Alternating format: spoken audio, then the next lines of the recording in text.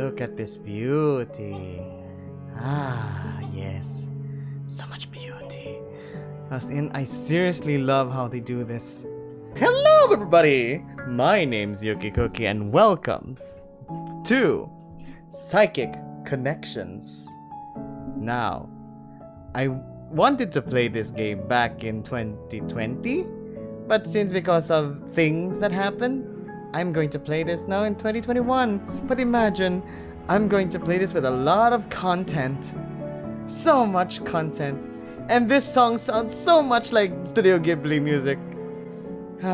But judging by the music, I'm gonna say that there's something gonna happen in Psychic Connections, and I think that we're going to cry in later. So ladies and gentlemen, let's go. Let's play Psychic Connections. New game. Ooh, ominous background all of a sudden. It feels like I've been driving forever. It's so dark. I can't see. I can't afford to stop because it's so dark. Could you even see? I can't let myself. You are so tired. I'm so tired. If I could just. And crash? You crashed, right? Tell me you crashed. You died? Oh! Okay! We died! It's okay to be dead. Let's. Ah! It was a dream! I jolt awake in a sweat, like gasping for air. I like the pillows. It was just a dream. Just a dream. It's been a while since I had a nightmare about back then. About the crash. From what I had been told, I was in a car wreck that landed me in a coma for almost 2 years. When I finally came to, my memory was spotty at best. As time went on, most of what I'd forgotten came back to me. Meanwhile, I underwent about 6 months of grueling physical therapy. It was hell, but I rathered that over an extended period in a wheelchair. We're in a wheelchair? Thankfully, I was about to get my high school diploma throughout the entire process. We're in a wheelchair? Oh god, this is gonna be interesting. With some help, my dad was able to set me up for a college scholarship as a result of my situation. I'm still not sure how I feel about a charity case, but I don't think I have expected a full ride anywhere with my grades. Now I've completely recovered, save for a scar in the back of my head and nightmares that I barely remember when I wake up. I officially started college today. The stress of all is probably why I had that dream again. I was barely awake for orientation yesterday. The trip took too much out of me, so I just crashed when I got to the room. I should probably check that time. 10:09. Wow. It's like 9:22 again.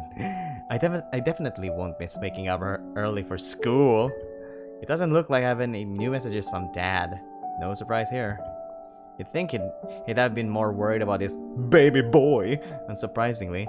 Could you imagine it's actually a game where it's about a sugar daddy and a sugar baby?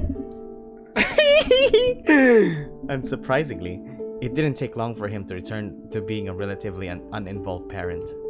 The least he could do is tell me if I need to get a freaking job while I'm out here. Now that I'm a bit more awake, I should probably log into the website mentioned at orientation in E621. It looks like I need to create an account still. I should have done this yesterday. Oh well, no time like the present. First, his name is Mason, but I'm gonna change it. Ladies and gentlemen, please welcome Flame or Shadow. No, I'll call you Shadow, so it reminds me of Shadow the Hedgehog. Last name, Shadow Flame. Mason Carter. Okay, his name will be. Very an awesome name, Shadow Flame. Wow, they already have all my classes listed into a schedule. I barely even remember what I signed up for. It looks like I have an English class in a few hours. Oh, Shadow Flame is so cool. Oh, he has a cool name, but ooh, Ooh! He has a cool name, and he's an— oh, wait, is he a dog or an otter? Jeez, I'm getting flooded with sprunk page notifications. I guess one of my friends posted an update. It seems like Henry is doing pretty good at his school. He was the only one to reach out to me after I'd woken up. I guess the others felt too awkward to message the coma guy. I was pretty thankful to have him help me catch up on everything I'd missed. I wish I could have gone to his school so that I'd have somebody nearby. But we ended up on opposite ends of the country, so I can't really lean on him where I am. He's a junior now, and I'd probably be one too if not for, you know.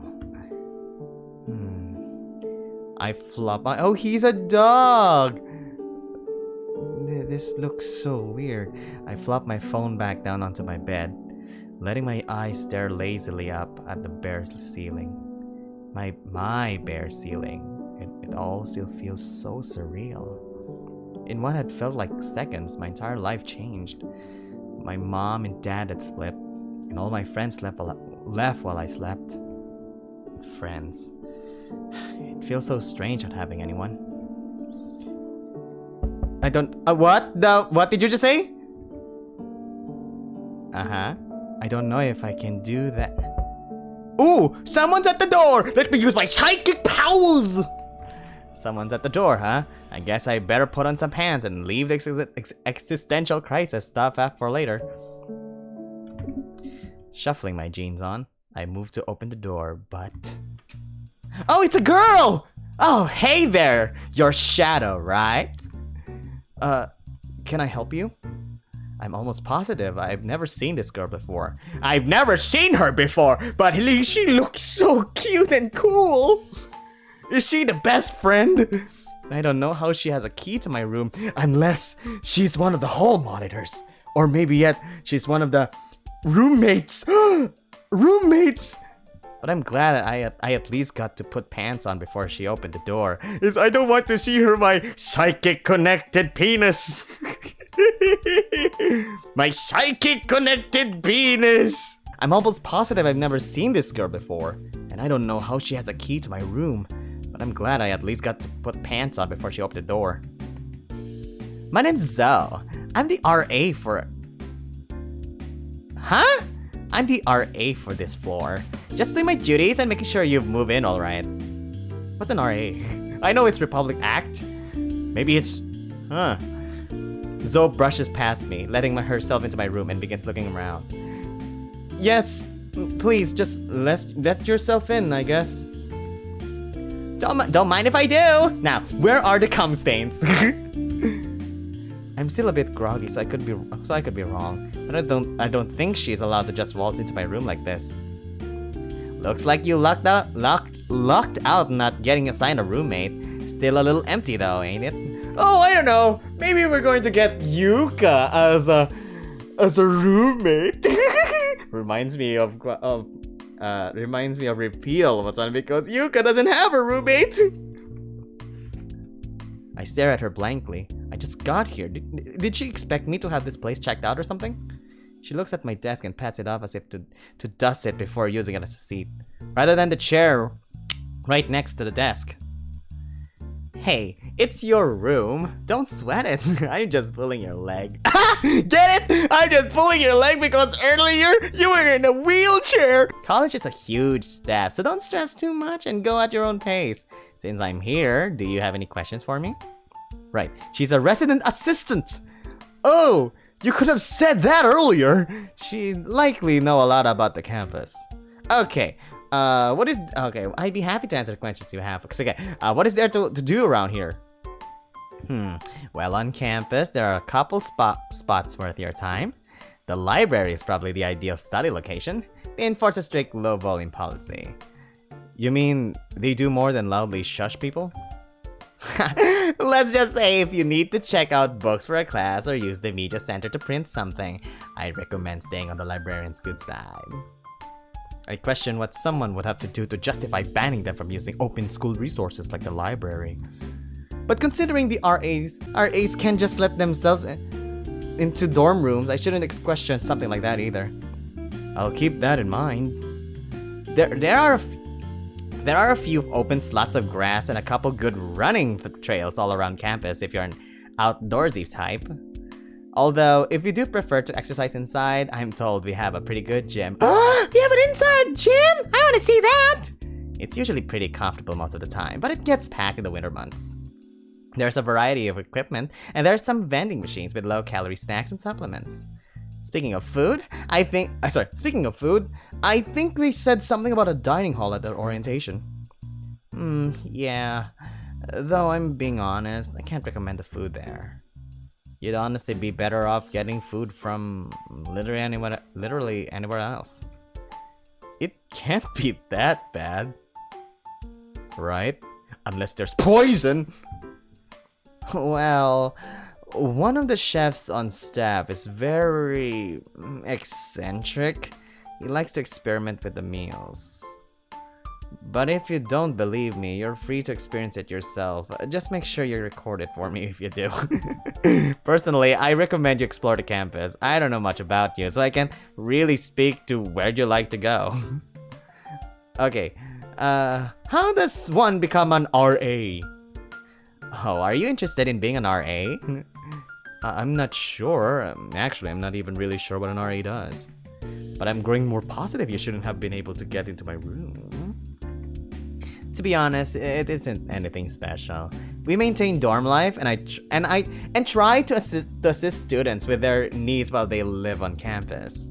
To simplify, we clean the dormitory buildings and make sure none of the students have any banned substances, like your. And I'd also be your point of contact if we get too inebriated at a party and didn't have a sober driver. Have you ever had to do that before? Only for students that didn't have any other friends to call. If you're interested in being an RA, I can tell you now that you won't be able to become one. Why not? It's a position only held by upperclassmen, so I'm afraid you need to be here at least a year freshie. Something about being called freshie feels demeaning. Though maybe it's because I'm having trouble looking at Zoe as my upperclassman. Okay, what program are you studying in? Me? Well, I'm a business major with a to-be-determined minor. Well, I'm in the accounting technology department. I'm hoping to take over my dad's business when he retires, and it seemed like a good place to start. What kind of business does he run? It's sort of support group for individuals with unique needs. I suppose it's part of the reason I picked up being an RA, so I could get more experience interacting with different people. What about you? What are you here to study? I'm not too sure yet. I figured I'd cover my general education credits while I figure that out. There's nothing wrong with that. You're keeping your options open, which is smart. Actually, we're not freshmen. Apparently, we're supposed to be juniors in this story, but because of circumstances like coma, so you missed a lot of years to be in school. So you are, shall we say, freshman, sophomore, junior, 3 years gap. Just don't be that dumb junior in 2 years that declares a random major because it seemed doable. Okay, last question. I have no more questions. Well, that was a question! Well, if you think of more questions, don't be afraid to ask. It's my job after all. Well, you're my last stop today. Zoe motions toward the exit, but she pauses and turns to look straight at me. Is there something wrong? Is it my face? Is it my... No, just... You have interesting eyes. Hey! Right back at you, girl! You have interesting eyes, too. I mean, those eye colors with that whole ensemble, you look so good, girl. And you're a raccoon, too! Just French kiss. French kiss, Italian kiss. Is she hitting on me? If so, I'm flattered, but she's sort of lacking the main things I like in a guy.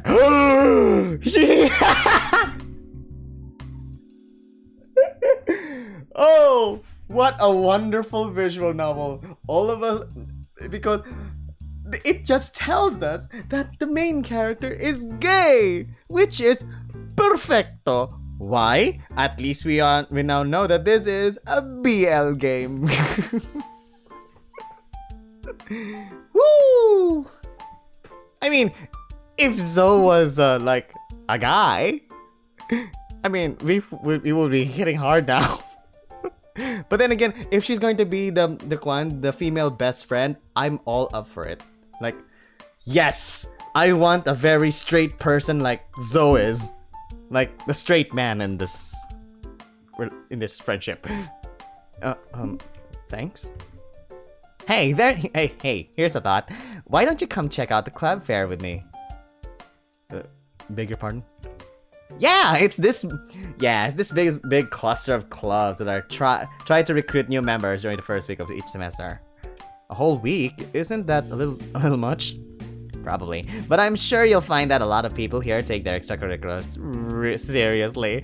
Like, there's this tennis club full of beef men. Oh my god, you're gonna love them so much.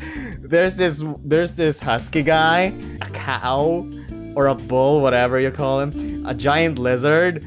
Their coach is a freaking bear. Oh my god. But then there's this human guy that I don't really like that much because he's, you know, it's not my type. But one of them is actually kind of hot. Like, for example, one of them is a lion, and my god, he's so hot. I'm not so sure. I just got here, and I don't know if joining some club the moment I hit campus is the smartest thing. It can be pretty overwhelming, so I thought I could be your tour guide. Trust me, it's a lot of fun and a great opportunity to meet people too. Why would you want to be my tour guide? Because! Why not? Why does anybody do anything ever? I'm always looking for new friends, and plus you're pretty funny. So I think I have a good time hanging out with you. You think I'm funny? You think I'm funny to you? Do I look like a clown to you?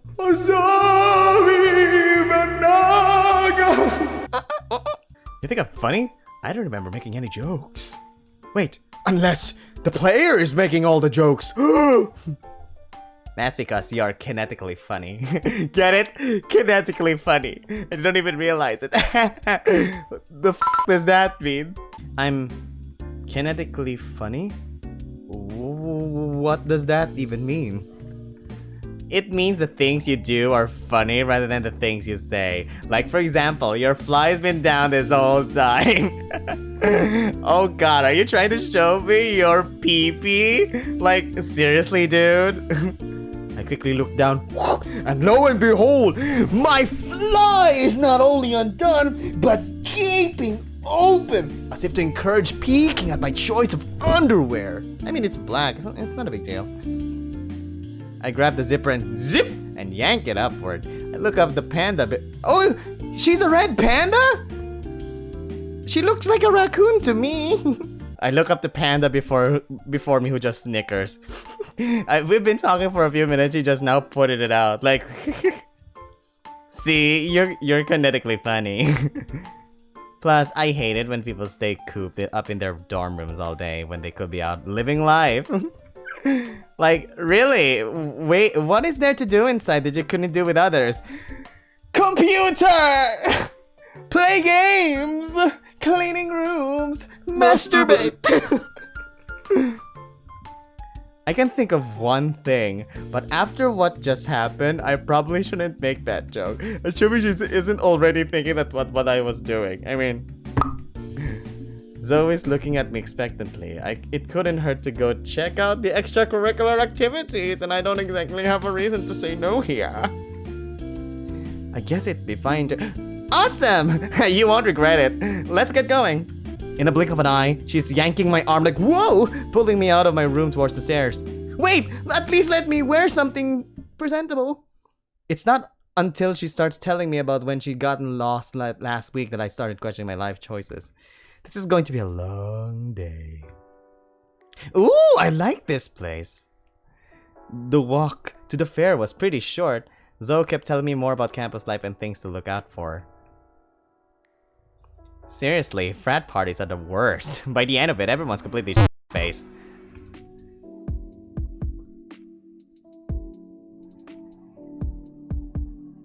Listen to the music. I like the music. It speaks to me. Not to mention any guys you meet there are just trying to get in your pants. That's what frat parties are all about, and that's why it's so great. Really? All of them? No, not all of them. Aw, but most of the people I've met at those things were just looking for a quick hookup. Zoe stops for a brief moment, like my unzipped zipper, and begins looking around us. In an instant, she's running towards one of the tables. Oh! That was good timing. I'm standing awkwardly as I watch her go.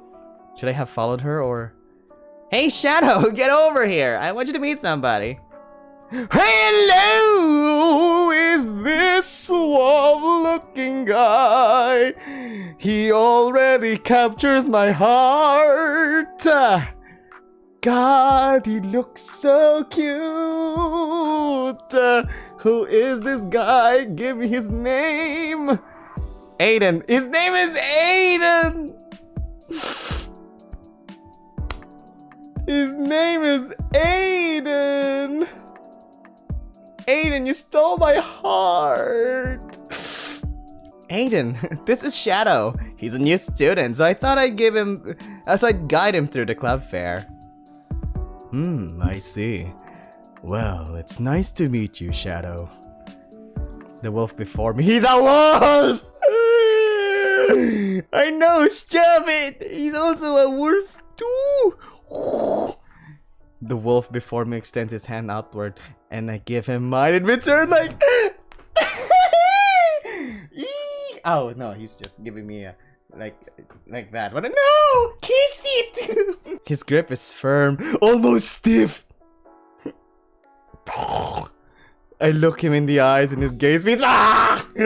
Ooh, this game with the music! This game knows what's going to give me! I look him in the eyes and his gaze meets mine. Be still, my beating heart. I don't know if I've ever met someone with more piercing eyes. Aiden. Aiden here is the president of the student government. Of course he is. And probably the most knowledgeable person here. Of course he is. Can he be more perfect? He's the president. He's knowledgeable. He's hot. Can I ask for more? Zoe says this proudly, looking at Aiden. I'd say he looks the part. I do! He almost looks princely somehow. I know! Though that might just be because his clothes look like they might be worth more than my phone. I don't care! Well, I'm sure that's true. I don't think it's fair to boast, given my status. His eyes return their focus on me, but somehow it feels like he isn't necessarily looking at me, but through me. What are you trying to tell me, game? I hope Zoe hasn't been giving you a hard time. No. She's the freaking best friend. Shut up. She has a tendency to go overboard. Oh, not at all. No, not at all. She's actually kind of fun. Well, I think I understand. Okay. Well, I think I understand where he's coming from. I can't say Zoe has done anything particularly intrusive except for intruding my room. She's been pretty cool so far. Not everyone is willing to help out a stranger after all. That's certainly true. Maybe she's gotten better at first impressions then. That's an interesting look. I wonder if Zoe made a bad impression on him when the two had met. If she ever does go overboard, be sure to let me know and I'll put a stop to it. Aiden, you make me sound like some kind of wild child. To think it was going to be my treat today. Out of the kindness of your heart, I can't believe I've never noticed how generous you were, Zoe. Not sure what I would have done if you hadn't paid for my coffee today. Why, I'd likely have gone mad. And he loves coffee too! Ooh. I'm sure you didn't have an ulterior motive for trying to get on my good side today either. Well, now that you mention it, I just remembered I'd promised to help the Capella team set up their table. Sure, so I'm sure you wouldn't mind showing Shadow around while I do that. Yes! Ooh!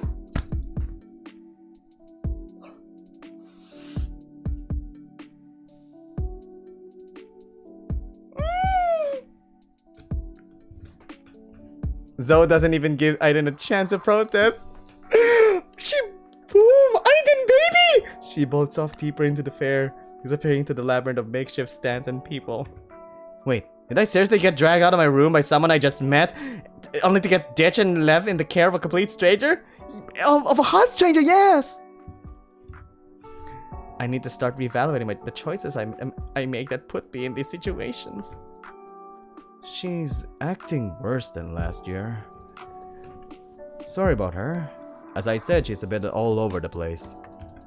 I then sighed, but it isn't a normal sigh. Rather, it's a sigh of a broken man forced into similar situations on a regular basis. I pity him. It's time for my break anyway, so how about I show you around?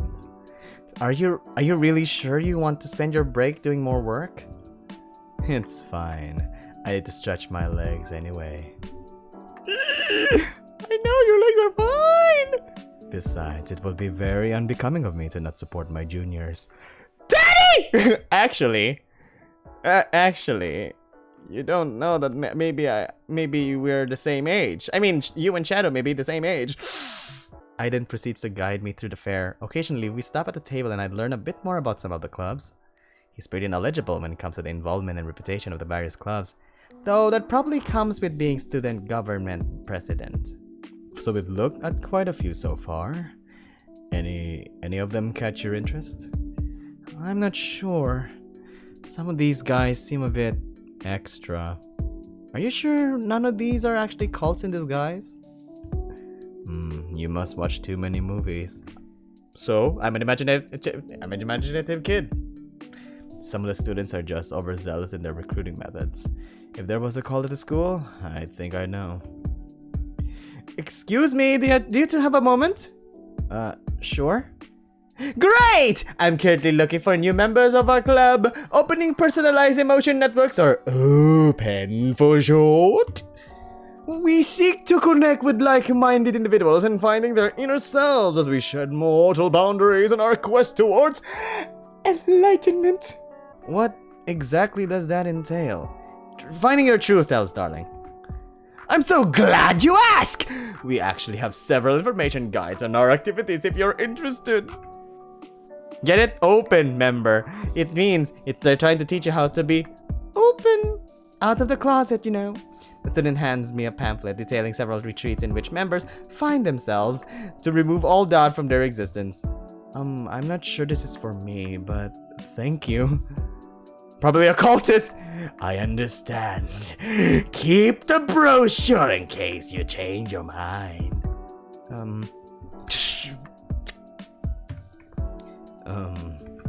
So you're sure they aren't, just stop. Let's just check out the culinary team's table. Aiden leads me over to a line of people chatting away at each other. I count at least a dozen people in front of us. I'm not exactly interested in cooking though. Maybe we can skip this one and check out the table without a line? Don't worry, I doubt anyone in this line is interested in joining the culinary team either. Then why? The culinary team sells samples of their work in an effort to entice people, while also raising funds. So we're just in line to get a bite? Exactly. Jason, the head of the team, made these roasted dumplings last year that were just to die for. The conversation between us naturally ends in an awkward silence, replacing it as we wait in line. The smell wafting from the table up front is beyond enticing. Aiden probably wasn't kidding about how good the food they were serving was. Looking at the wolf next to me, it dawns on me that we've been wandering for a while now and I still don't really know anything about him.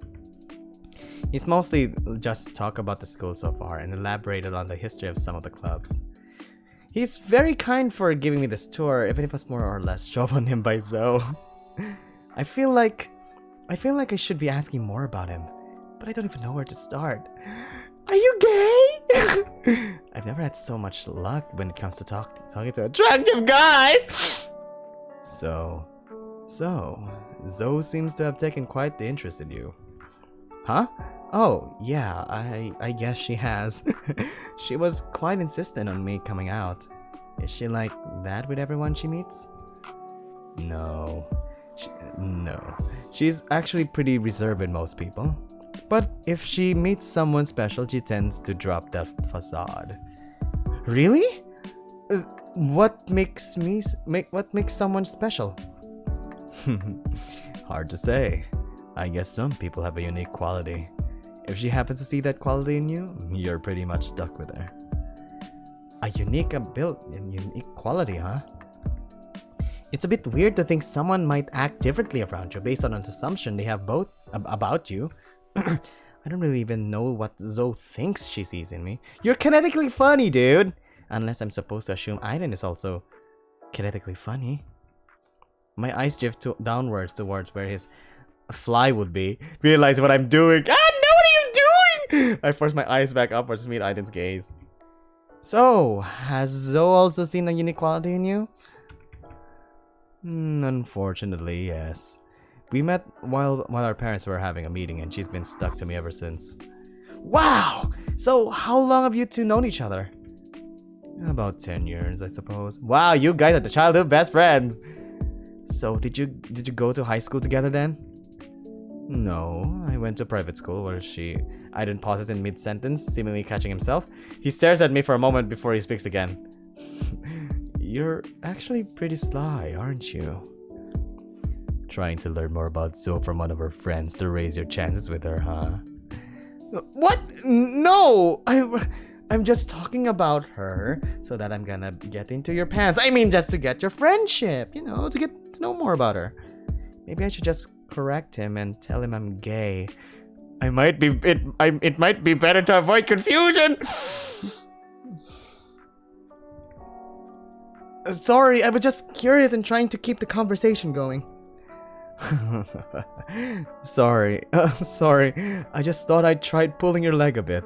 You seem a bit uncomfortable is all. He's not wrong. But I can't say I feel as tense as I did when we started touring around. I thought I'd been pretty sociable, but I must have still come across as nervous somehow. Howdy! Howdy! What can I get ya?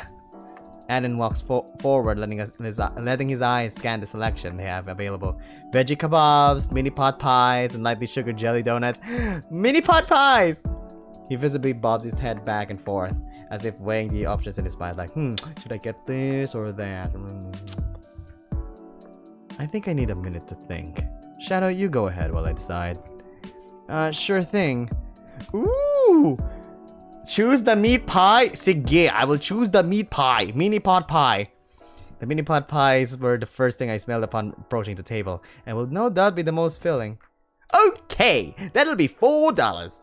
Cash or card? I moved to grab my wallet, but I didn't place a hand on my shoulders to stop me. You're going to pay for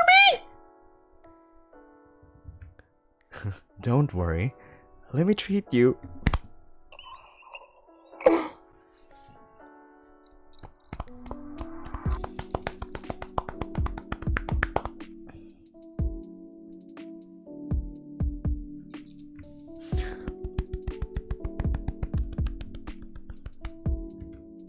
Are you sure? You might be my tour guide, but you don't have to pay for me. He's a rich dude, just do it. It's not a big deal. Honestly, I want to. Aiden then orders a meat pie for himself, and he buys for the both of us!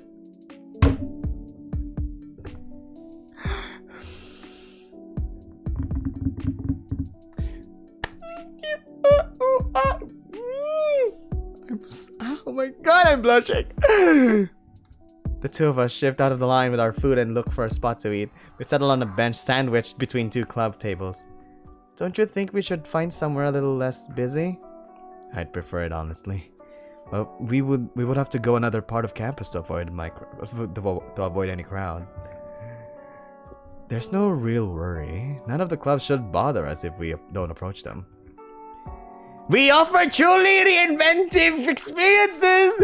Join us at a very quaint and remote farm where the real produce is freedom of the self. Ugh.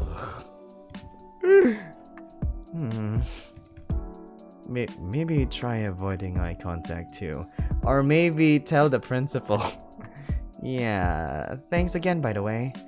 You didn't have to pay for me. Nonsense.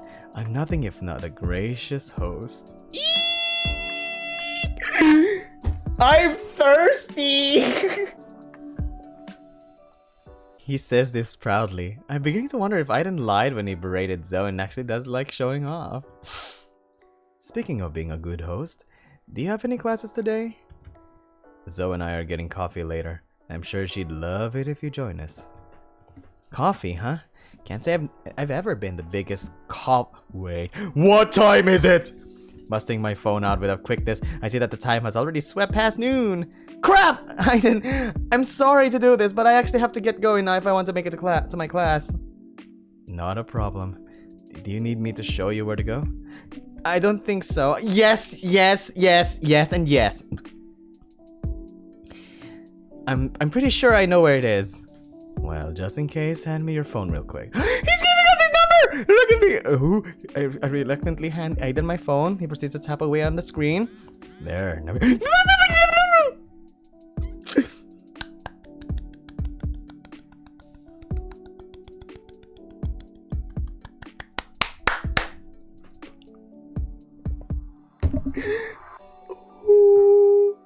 There. Now we have each other's numbers.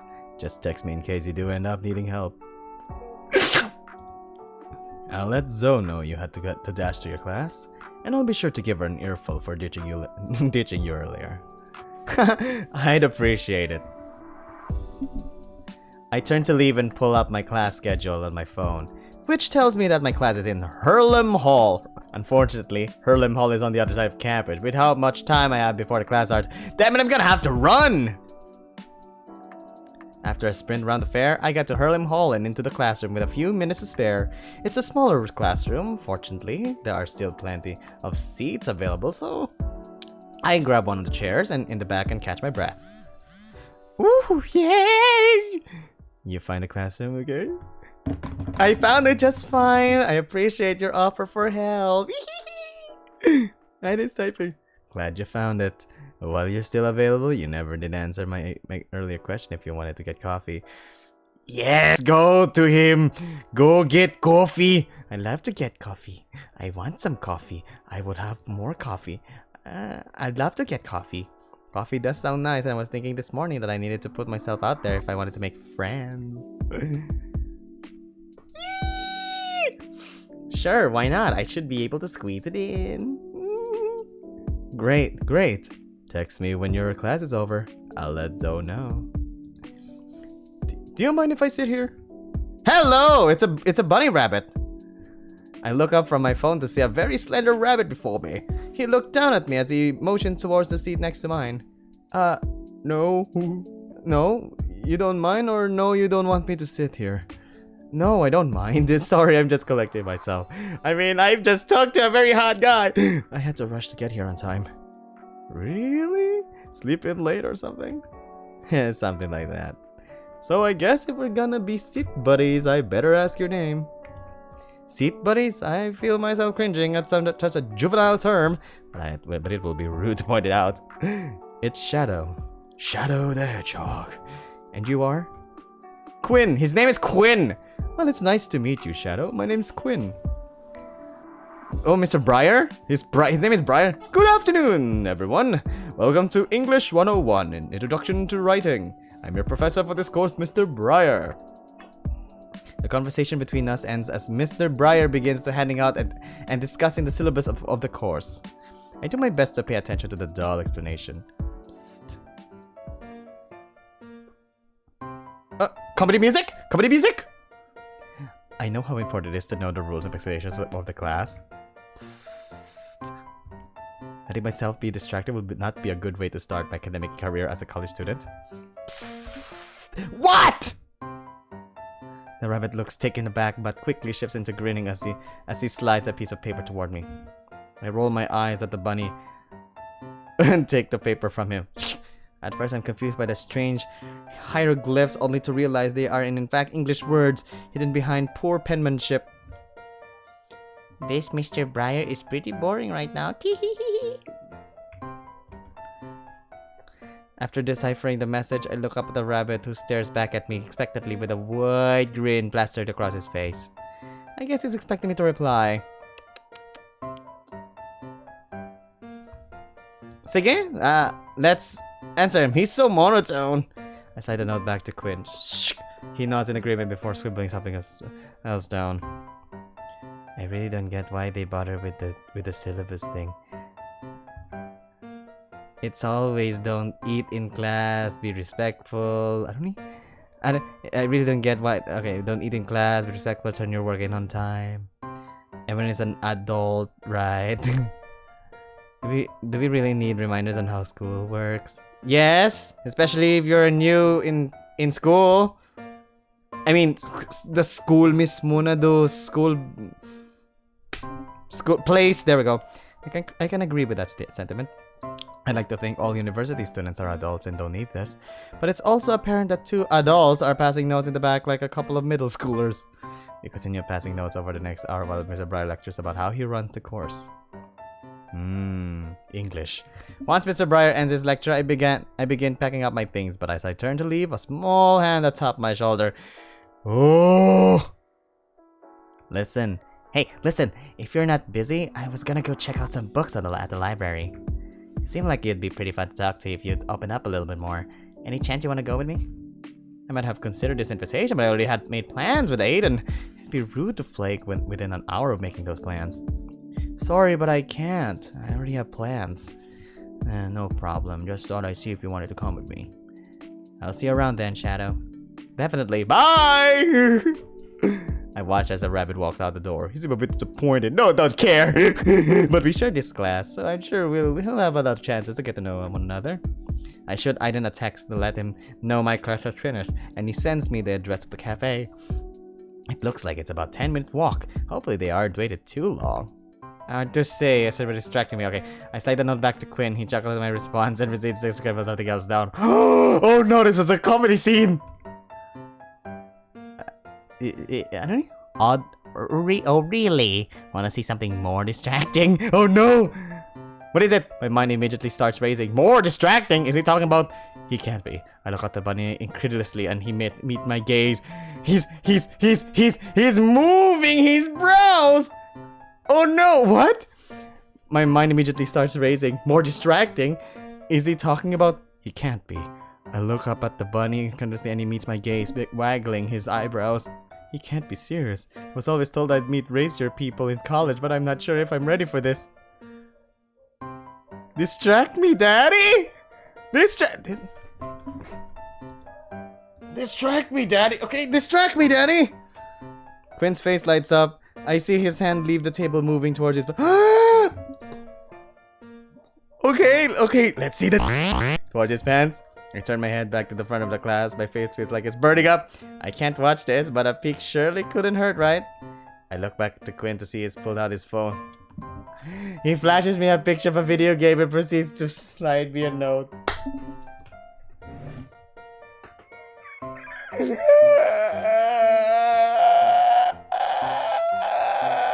Disappointment! Look back to Quinn to see he's pulled out his phone. He flashes me a picture of a video game and proceeds to slide me a note. Have you heard of this? Do you play? I wanna see that. Show me the. I'm not really sure what I was expecting anymore, but I'm pretty sure I'll be sent for help from my early assumptions. We continue passing notes over the next hour. Oh. Okay, about how he runs the course. Okay. Okay, you've been pretty fun to talk to, so I was wondering if you'd want to go with me. I might have considered... Oh. Okay! That was rather disappointing. Let's continue on with our lives! We're here in the cafe. This is the place that you guys are really excited about. Following the directions of my phone made finding the cafe a cinch. However, after looking around, I don't see Zoe or Aiden seated anywhere. It's possible that I just beat them here, so I might as well order something and grab a table while I wait. Okay. Oh, that's the guy? Okay. You okay over there? You're looking a little lost. The barista at the front counter motions me over. I must look like an idiot just leering from the front door. Getting closer, I can see that he is indeed a larger man, but his arms look sturdy and capable. His smile somehow seems warm, though for some reason his eyes keep flicking downward. No, I'm not lost. I'm just meeting someone here and was checking if they've gotten here yet. I see. Well, the cute ones are always taken away. Can I get you a coffee while you wait? What? Yes, please. What the? Why did you say that? Why do you always say that? Are you saying that this is a love cafe?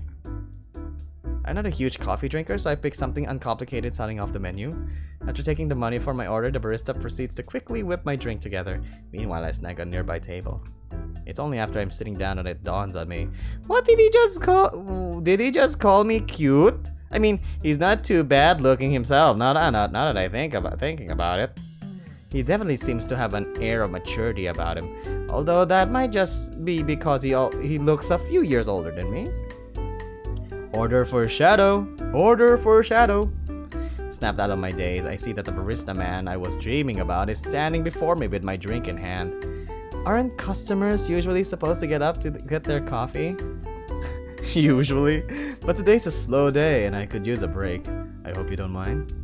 Not at all. I guess I should be flattered you're choosing to spend it with me then. Really? What do you mean? How perverted is he? So then, I guess I should know the name of my esteemed coffee brewer. Elliot. It's in the apron, you idiot! It's Elliot. It says it right here on my apron. Is the font too small? Elliot begins fumbling with his apron, as if concerned the stitch work wasn't done adequately. Oh, you're right.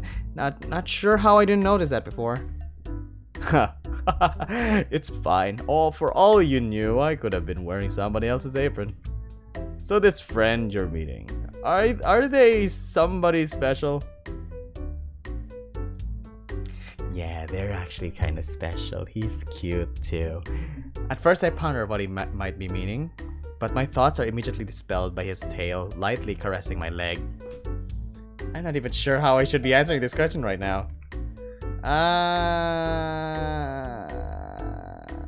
I'm not sure! Interesting. That's certainly a practical way of doing it. So then, pray tell, what are you looking for in a partner exactly? Are we in a gay school? Why does this feel dangerous? Something about his eyes staring at me. I feel like if I say the wrong thing, I could find myself in a truly precarious engagement. Although, maybe that wouldn't be such a bad thing. I mean, honestly, I'm not entirely sure. Oh, Hoi! I've been reading that. Oh, well, if you don't mind me asking, then how do you feel about old? There you are. Thank you for the save. There you are. Appearing suddenly, Zoe interrupts our conversation and pulls me into a hug. She sure is friendly considering we just met today.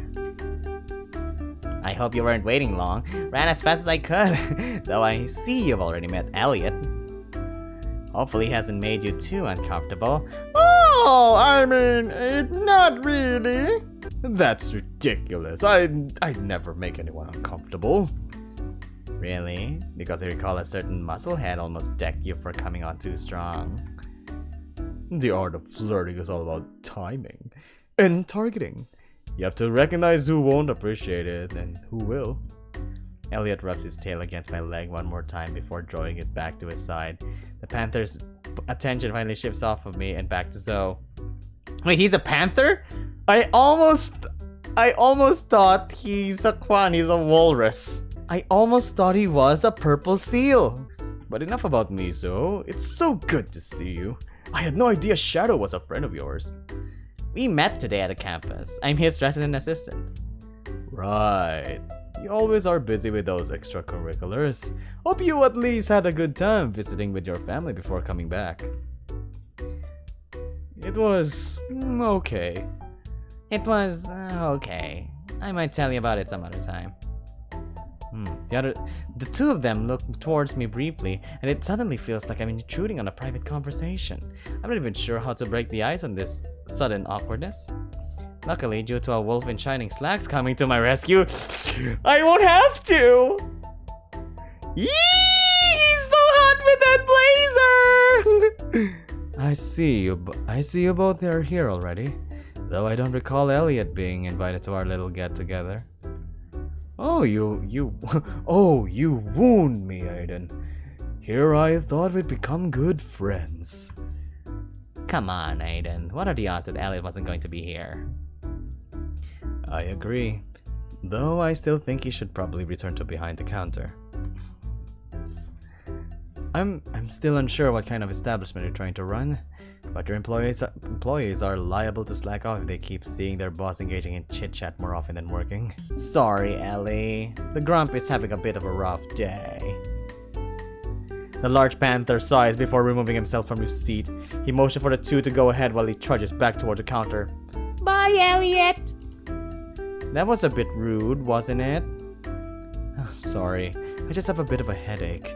It's just easier for me to keep my head on within a smaller crowd.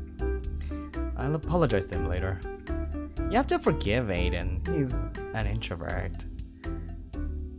I can tell! To be honest! I mean... Aiden simply chuckles at this while the panda continues to explain away his rudeness.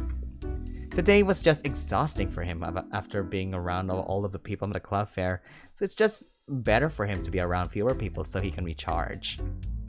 I guess I can understand that, though I'm not sure why you'd want to get coffee then.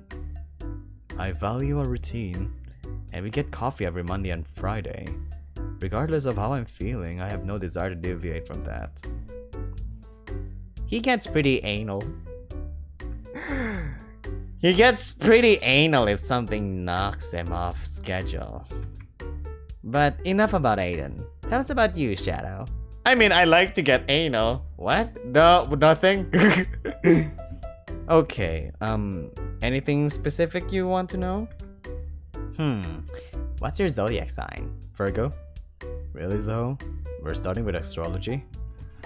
We can't all be a skeptical Aquarius like you. That's why you have your favorite Aries friend to balance you out. So he's an Aquarius. Aquarius month is on... He's a January to February. And then Aries is on March and April. This is interesting. Aiden simply rolls his eyes at this, and they both look at me as if I'm waiting for me to answer. I'm not overly into astrology, but I'm pretty sure I'm a Cancer. Yes, you are! Yes, you are! Not that there is much to be interested in. It's all just a nonsense appeal to tribalism. The incessant need to belong to a group. It's not even remotely scientific, yet some people still put stock in it like it's gospel. There was a guy I met from sophomore year that lived exclusively through his horoscope readings. If only you spoke this passionately all the time, then people might not think you're such a stick in the mud. Unlikely! I'm reminded constantly by one of my employees of how much of a drag he is. Surprised by the sudden addition to the conversation, I turn to see Elliot looming over me with Aiden and Zoe's drinks orders. He looks down at me with a smile warmer than the coffee he's serving. Yes, well, I'm sure you know how much I value the individual opinions of that particular employee. Well, if you tried a bit harder, others might hold a bit better opinion of you. I'd rather not project a false image when I'm supposed to be spending my time in leisure. I spend enough of my time doing that for business affairs. Business affairs? I'm frequently negotiating deals with several affiliates of my father's company in the local area. Of course you are. Though I also consider any involvements at the university to be a business affair, as it's a matter of maintaining a public image. The gears in my brain are trying to process like... That's what Aiden is saying, but it seems a bit beyond me. Business! Business! So, you have a job alongside school? Aiden's father is the CEO of a major tech corporation. Of course he is! Excuse me. He just runs point for a lot of the contacts around Elmwood. Wow! So if you've already got such an important job, why even go to college? Because my grandfather was in one of the earliest graduating classes from Elmwood, my father followed on his footsteps and I'm doing the same. After getting a degree, I intend to transfer to an Ivy League school for my higher education. It's impressive, and I really can't help but be a little jealous. This wolf really seems to have it all figured out. Meanwhile, I'm just running around without a clue of what I'm doing. Though, the more I talk with Aiden, the more that princely vibe I got before shifts towards an entitled tone. So, Shadow, I've got a slightly more intrusive question. I'm currently working on a bit of a theory. Sure, go for it. Are you gay? I don't know what you're talking about! That's, pretty out of nowhere. What is this theory for? Don't worry about that. Just a harmless curiosity, really. I've got a theory myself that Zoe might be into me. I guess this is the golden ticket to make things clear on that front. I am. Though I'm a bit curious what this theory of yours is. Huh? What are the odds? Sorry if that was too personal. Though I won't lie that I'm excited to have another gay friend. She laughs this off, though I get a bit curious, looking over to the wolf to my right. Do I even dare ask? I must have been. Whoa, no! Aiden's gay? I must have been looking at him for too long because Zoe answered the question that was on my mind. Aiden's gay too. Oh!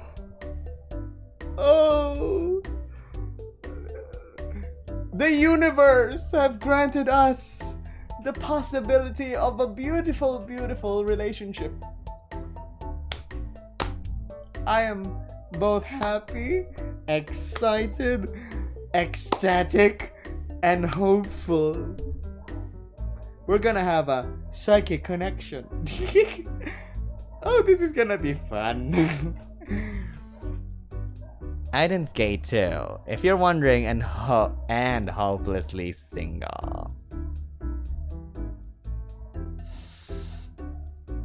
What are the odds, huh? Zoe, that's not at all appropriate. Oh, please, Aiden. It's the 21st century. Sexuality shouldn't be such a taboo conversation. Besides, isn't honesty the best policy in business? That's quite rich considering, fine. If we're being completely transparent, I am indeed bisexual. He's gay. Or maybe he's bisexual. I won't judge.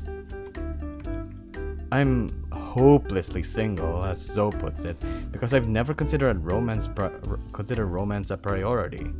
Not that she'd understand, given she's never been outside of a relationship since I've known her. The two begin to bicker excessively over their romantic conquest or lack thereof. Aiden said before that they'd known each other for years, and I can't help but question how they couldn't have possibly tried to kill one another in that time. Well, you could say they're like an old married couple. That's what best friends do. Thankfully, the arguments eventually ends thanks to an interjection by Elliot. Hey, gang! As much as I appreciate your business, I need to close up a little early today. So I'm sorry, but I'm going to need you all to pack it up. Aw, that's alright. Is everything okay? Yeah, just got to get some things from the ex. You know how it is. Aw, it's so sad. Right. Well, if you need anything, just let us know. Of course. And thanks for stopping by. Shadow, it was very nice meeting you. I hope you come back again sometime. Definitely. I didn't get to try one of those mini cakes you have on display, so I'll be back for sure. I'll hold you to that then. Take care. The Panther then returned to the cash register, with Aiden following him to pay for drinks. Hey, listen. This was kind of fun, even though it ended up running a bit short. Aiden and I actually needed to split in a little while anyway. Errands and all that. Seriously though, if you ever need anything, just let me know. Especially if you want to hang out again. Sure, I shouldn't be opposed to that. Oh, the hot cup! That's the name of the cafe, the hot cup. The two of us exchanged numbers before shuffling out of the cafe. Aiden and Zoe get in a very nice car and wave goodbye before driving away from the university. I look behind me and take in the cafe for another moment before taking my leave. I'm definitely tired after today, and my cozy bed beckons me home. The walk back to the dormitory turns out to be quite a brisk. Elliot's coffee must have put a pep in my step, because in no time at all, I'm back in my room. The first thing I do is collapse into my bed. The cozy linen sheets embrace me like a newborn, cradled by the support of a cheap mattress. Dreamland awaits me. And that's it! That's the end of day 1! No! Who would be texting me at this... Why is my phone going off? Please be Aiden, please be Aiden, please be Aiden. Why is my phone going off? It's Zoe! Hey, Shadow. Yeah, was pretty cool having coffee with you. I was wondering if you're free tomorrow, considering it's cashing in on paying for your coffee. Oh, okay. So you want something back, huh? Like what? I didn't realize the coffee came with a sturdy enough price tag to warrant Zoe whisking me away. Not again! I have half a mind to tell her off, but getting into an argument with my RA new friend shortly after getting here wouldn't exactly benefit me. I don't currently have plans. Okay. Say something, you fool. It's closed. Hopefully I won't regret this. You will. You will. Awesome. How about we meet at the cafe tomorrow? I was thinking around noonish. Sure, sounds good. Okay. I sent a confirmation message and set my phone to the side. Maybe going to the cafe with Zoe and Aiden will become a regular thing for me. Though, I could have sworn that Aiden had said they only went to the cafe on Mondays and Fridays. Aiden seemed pretty cool at first. I'm sure he's not a bad person, but he seems a bit excessively posh. Though I still can't help but respect his focus. He really seems like he has everything worked out. Meanwhile, I'm just floundering as I try to figure things out. I begin to toss and turn in an effort to regain a comfortable position. My brain has been turned back on and it's now just replaying the events from earlier today. Quinn was quite the energetic bunny, but I'm not sure if I can keep up with him all semester. He definitely strikes me as a handful and a half. The cafe was surprisingly nice, and Elliot was very sweet. I'm not sure how I felt about his flirting, though. And I'm even less sure if he was being serious or if he was just teasing me. I need to get these random thoughts. You know what I thought about this game, especially on the first impression? They really want to sell Aiden. I mean, we only have small scenes with Quinn and Elliot, but with Aiden, they really trying their best to sell him, and and to be honest, on the first day, it's kind of working because Aiden got me. Aiden captivated me, and I want more! I need to get these random thoughts out of my head and get to sleep. There will be plenty of time to think about boys in school tomorrow. Day 1, August 31st. Oh, okay, that was weird. September 1st, 2020. This from last year. Just 5 more minutes, Mom. Don't tell me it's noon. It was futile. The moment my phone began going off, as much as I want to return to wondrous dreamland I was in before, the accursed sounds from my phone forced me into this horrible and groggy reality. The disappointment I feel is insurmountable when I see that it's just Zoe texting me a reminder that I'm supposed to meet her at a cafe today. Damn you, Zoe! Considering that it's still a few hours away, I really think I could have done without the reminder. My alarm isn't set to go off to another hour too. Unfortunately, I'm awake now. My head is buzzing with enough activity that I know I won't be able to falling back asleep. I guess I should be thankful she sent a text instead of letting herself into my room to remind me, going, wake up! We're going to the cafe!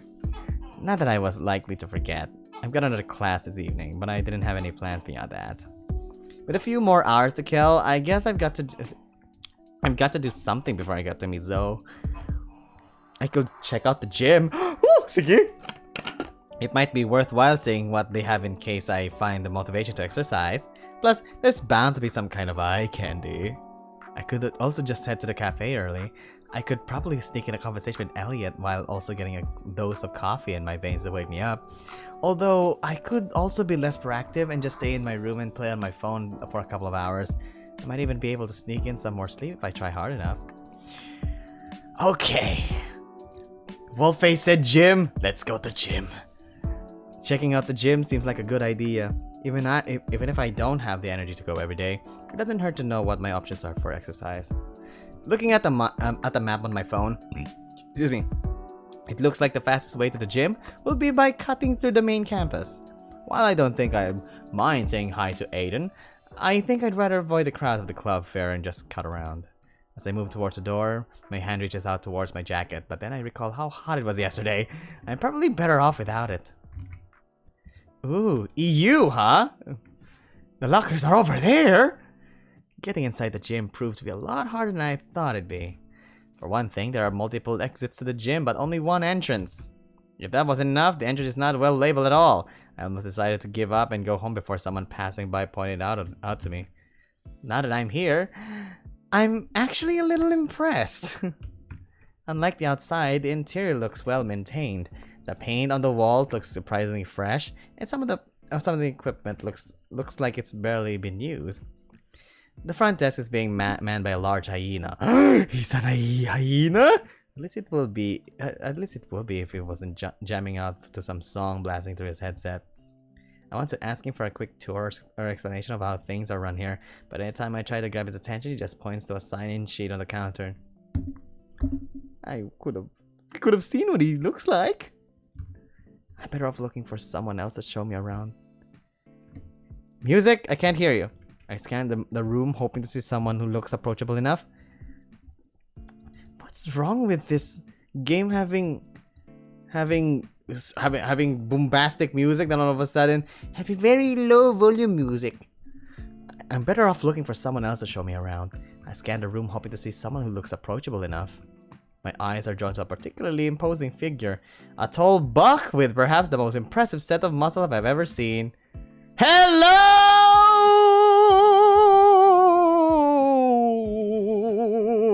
Bambi, is that you? Hello! No wonder it's called Elmwood. I'm captivated with the morsels.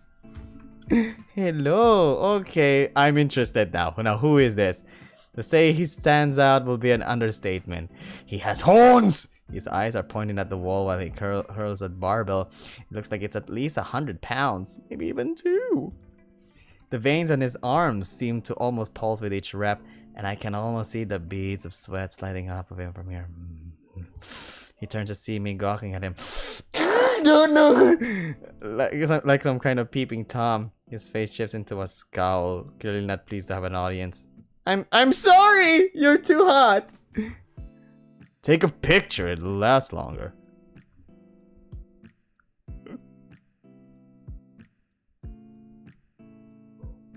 I mean, if you don't mind. Sorry, I just thought that what you were doing looked difficult. You're saying I don't know how to lift?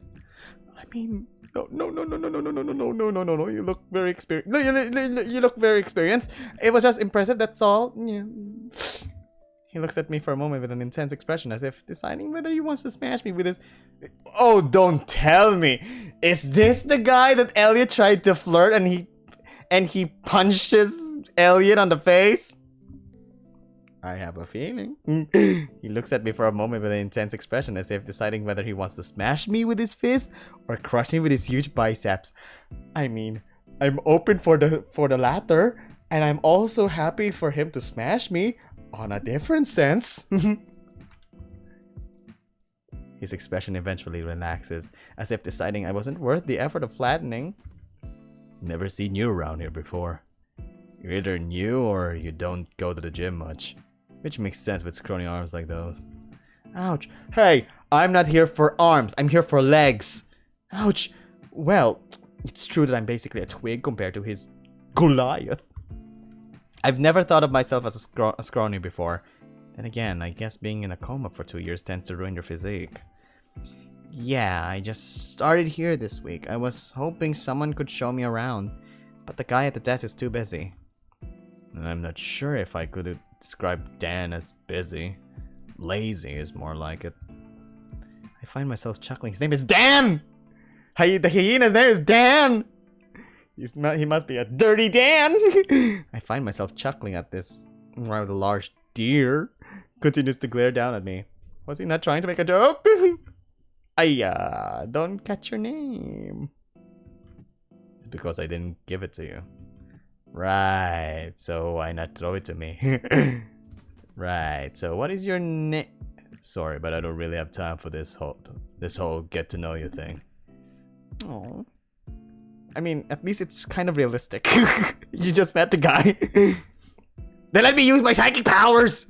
The buck's arms grazes against my shoulder as he moves past me and makes his way towards the locker room. Asshole! I think I'm becoming a tsundere now. Senpai will be mine! There was definitely a more polite way to end that conversation, but sometimes tells me he didn't really care about being rude. Some people, I swear.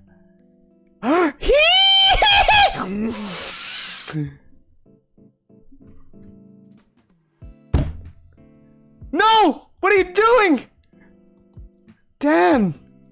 Buddy! Dan! Buddy! Dan! Dan! Dan! Dan! Dan! Dan! Dan! I mean, Dan! Stop that! Dan! Dan! Dan! Dan! Dan! Dan! His name is Dan! Don't mind him none. He's just a surplus sometimes. Turning towards the sound of the voice, I find the hyena from behind the desk now looking at me. I believe the rude deer said his name was Dan! Dan! Do you know him? His name's Jude. His name's Jude! His name's Jude. He's a little intense, but I wouldn't take it too personally. Right. I'm not sure what's more annoying, the fact that some stranger just yelled at me, or the fact that I couldn't get Dan's attention without making a small scene. So is he normally like that then? It's not rare for him to get in somebody's face, but he's never gotten physical. Though honestly, I'm not sure where he could have gotten that scar in his face other than a fight. Anything else I should know about him? I only rarely see him here, so all I could tell you is how he acts around the gym. The guy usually keeps to himself. So he's a regular then? Definitely. He comes in at least twice a week. He might come in more, but I only work a third of the shifts. Well, if I'm ever trying to avoid Jude, I know to stay clear of the gym then. Except for moi. I'm going to control you and get you to the gym for Dan. Although, maybe I'm judging him too quickly. I can't escape his feelings that there's more to him. I want more of Dan. I can ponder this another time though. If the clock on the wall is accurate, I should probably get going to the cafe. No, the cafe. Stay with more Dan. No, my Dan!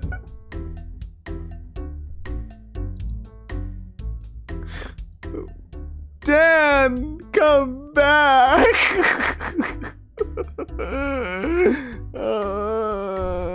Dan! I want more of Dan! I made the walk to the cafe quick. As it turned out, there was a chilly breeze today, so the less time I spend outside, the better. Walking to the cafe, I'm greeted with a familiar smell of cocoa. Underneath that is the sweet smell of baked goods. I can see from here that there are donuts and muffins warmly glistening behind a small display window. I woke up and ring the bell on the counter. Luckily for me, I'm not left waiting for very long. Ah, Shadow!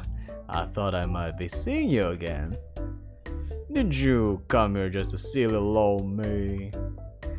Afraid not. I'm meeting with Zoe here. Elliot's face crunches up for a second as if he thought of something unpleasant. His eyes meet mine once more and his face relaxes as if remembering I was here. I see. I suppose that must mean we truly are kindred spirits then. What do you mean? Better I leave the explanation for Zoe. Speaking of which, everyone's already waiting for you around the corner. Everyone? Oh my god, look at that! Elliot leads me around the corner to a table, currently sitting some familiar faces. Shadow! You're here! Seemingly ecstatic to see me, the red panda bounds out of her chair over to be pulled into a big hug. You have no idea how awesome it is to have you joining us. Right, about that, I thought maybe Aiden would be here, but I didn't realize there were gonna be others. Hey, don't stress it. I'm sure you'll get along great. Come on. Grabbing my hand, Zoe pulls me towards the table to join the others. Placing her hands on my shoulders, she proceeds to sit me down. Hello! How did you meet Quinn? Okay, everybody, this is Shadow, the guy I was telling you all about. Shadow, these are my friends who I wanted you to meet. The left of you is Aiden, as you already know. It's good to see you again, Shadow. Although, I'm sure Zoe could probably have found a way to do this that was less comfortable. What is it that we're doing exactly? Well, Hey! Don't go stealing my bed, Aiden! The wolf slides back into the chair with a grumble. Hey! Hey there, stranger! Fancy seeing you here! Have you two met already? We sat next to each other in my English class. I don't know how I didn't. I don't know how I didn't realize that your shadow was the same as my precious seat, buddy. Right. Well, whatever. Next to our favorite bunny boy is Jude, our. Ah!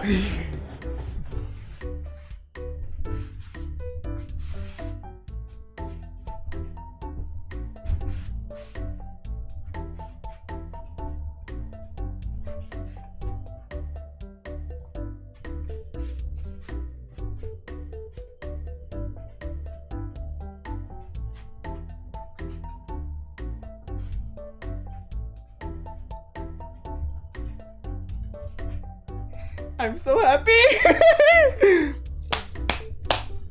Damn! Aiden or Jude! We've already met too. We certainly have, and I'm still undecided that's a good thing or not. Though maybe this little get-together is gonna illuminate Jude in a way that I can understand better. Okay. To be honest, his design looks cute. Well, you just seem to know everybody, if that isn't kismet. Really, Zoe? Not again with his destiny. Hey guys, I hope I didn't miss too much of the fun. Ah! Ooh! Look at that. Oh, that looks delicious. Elliot pops up seemingly out of nowhere with everyone's drink. Or you're just in time to interrupt the increasingly tense moment. You didn't, Elliot. Although I know I'm a bit late with it, but I hope you're being completely respectful to Shadow. You know, if you keep making comments like that, people are going to think I'm some kind of deviant. Well, maybe you are if you actually flirt with any guy with a pulse. It's a tough market out there, Zoe. You gotta be active these days, especially at my age. I'm sorry, I don't mean to be rude, but do you mind if I ask what this is all about? The two stop arguing and look at me. Elliot rubs the back of his head while Zoe just kinda shuffles her feet for a moment. Her face scrunched up as if trying to think of what to say. No! Okay, I have this bitter feeling that one of these guys will be his roommate. Or you're gonna be his partner for a week. Her face scrunched up as if trying to think of what to say. Aiden looks around the room before giving her a nod. Or don't tell me this is actually a dating circle. I then looks around. Okay. Okay, so I called you here because I was hoping you'd be willing to join our club. What club? Like one of the university extracurriculars? Sort of. More like a support group. She stares at me as if waiting to see if I'm acknowledging what she's saying so far. Huh? Support group? A support group for what? Like college stress? No, more for unique dispositions. Let me guess! A club for gay people!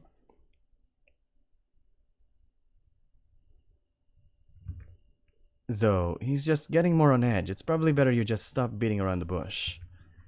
Right. Okay, so Aiden, Quinn, Jude, Elliot, and I are all psychics.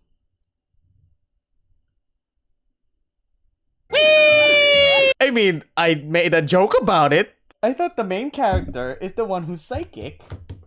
Because I thought that a bash on the head, on the back of his head, just triggered like a psychic power for him. I never thought it's actually the other way around. No, don't tell me. Don't tell me Shadow has psychic powers too. What did she just say? She's joking, right? She has to be. No sane person would say that with a serious face if they weren't joking. Yes, and I'm a witch. Thank you very much. Right. And I'm a celebrity that's moved from the hills to live a quiet and normal life. I'm telling you the truth. The only reason I'm telling you this is that I was hoping you'd be willing to join us because of your own psychic abilities. Woo! My joke was actually my psychic power! I made a joke about it, but it's actually the main point of the story. Alright, never mind. They're all crazy. Holy crap, is this really another cult trying to recruit me? Yes, no, they're hot, maybe, I don't know. They're all gay! He doesn't believe you, so... What, you trying to be a mind reader or something? Not exactly. Aiden's an empath. He can feel your emotions radiating off of you. He knows whether you're comfortable, scared, or even hungry. Wait. So that's why on the beginning part of Aiden, he said Shadow is fidgeting or something. Okay. You mean he feels your emotions and applies his own psych bullshit interpretations? Oh, now I can finally see this tattoo. He has a Juan, a dream catcher tattoo. Do you really want to start another altercation with me right now, Jude? The stag looks like he's about to fling the whole table, his hands clenching as he grasps the edge firmly. Thankfully, Quinn places a small hand on his shoulder and his grip loosens. No. Just make a joke about world peace. No, I won't be doing that anymore. I really wish you two could at least try to get along. Let me guess. Jude is actually the exact opposite of an empath. You're actually serious, aren't you? You actually believe that you are all psychics. This is crazy. And you're all nuts if you think I'm gonna buy this. I'm leaving. I move to stand up, but find myself stopped by a soft hand placed over mine. Ah! Listen, Shadow. I know it's probably a lot right now. Oh yeah? What, are you reading my emotions too? Quinn has premonitions of the future, actually.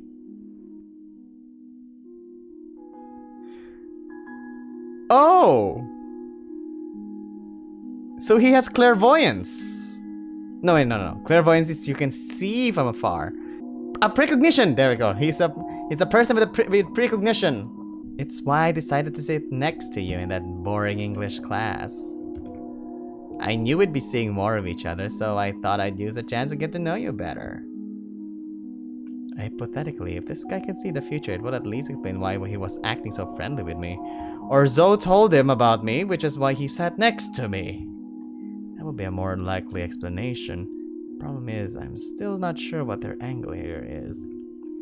Maybe I should keep playing along for now. Don't tell me that these ears actually, vibrate psychic waves for him to see in the future.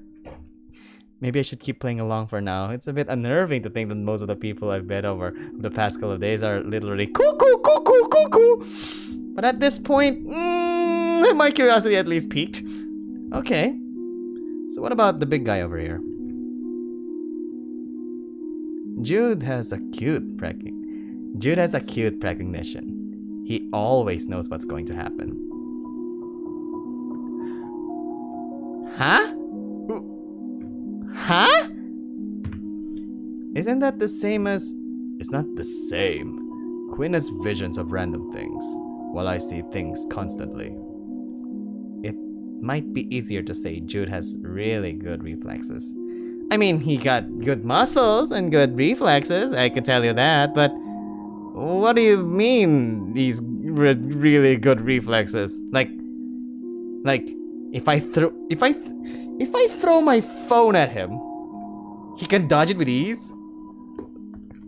Or maybe he doesn't know about it and all of a sudden, booyah! It's not reflexes, it's what? I know. There's a word for it. Ignoring how crazy this all sounds, there's something consistent with all of these psychic powers. Good. We have 2 precognitions. We have 1 empath. Zoe must be a mind reader. Unless Elliot's a mind reader. You know, so far, each of these powers have been unprovable. You're just saying this and expecting me to just believe you. True, most of our powers can't be proven. Though if you need proof, that's where Elliot comes in. The large panther stepped forward. He looks to Zoe, who nods back at him, taking a glance around the room. Elliot let his eyes fall into the... Huh?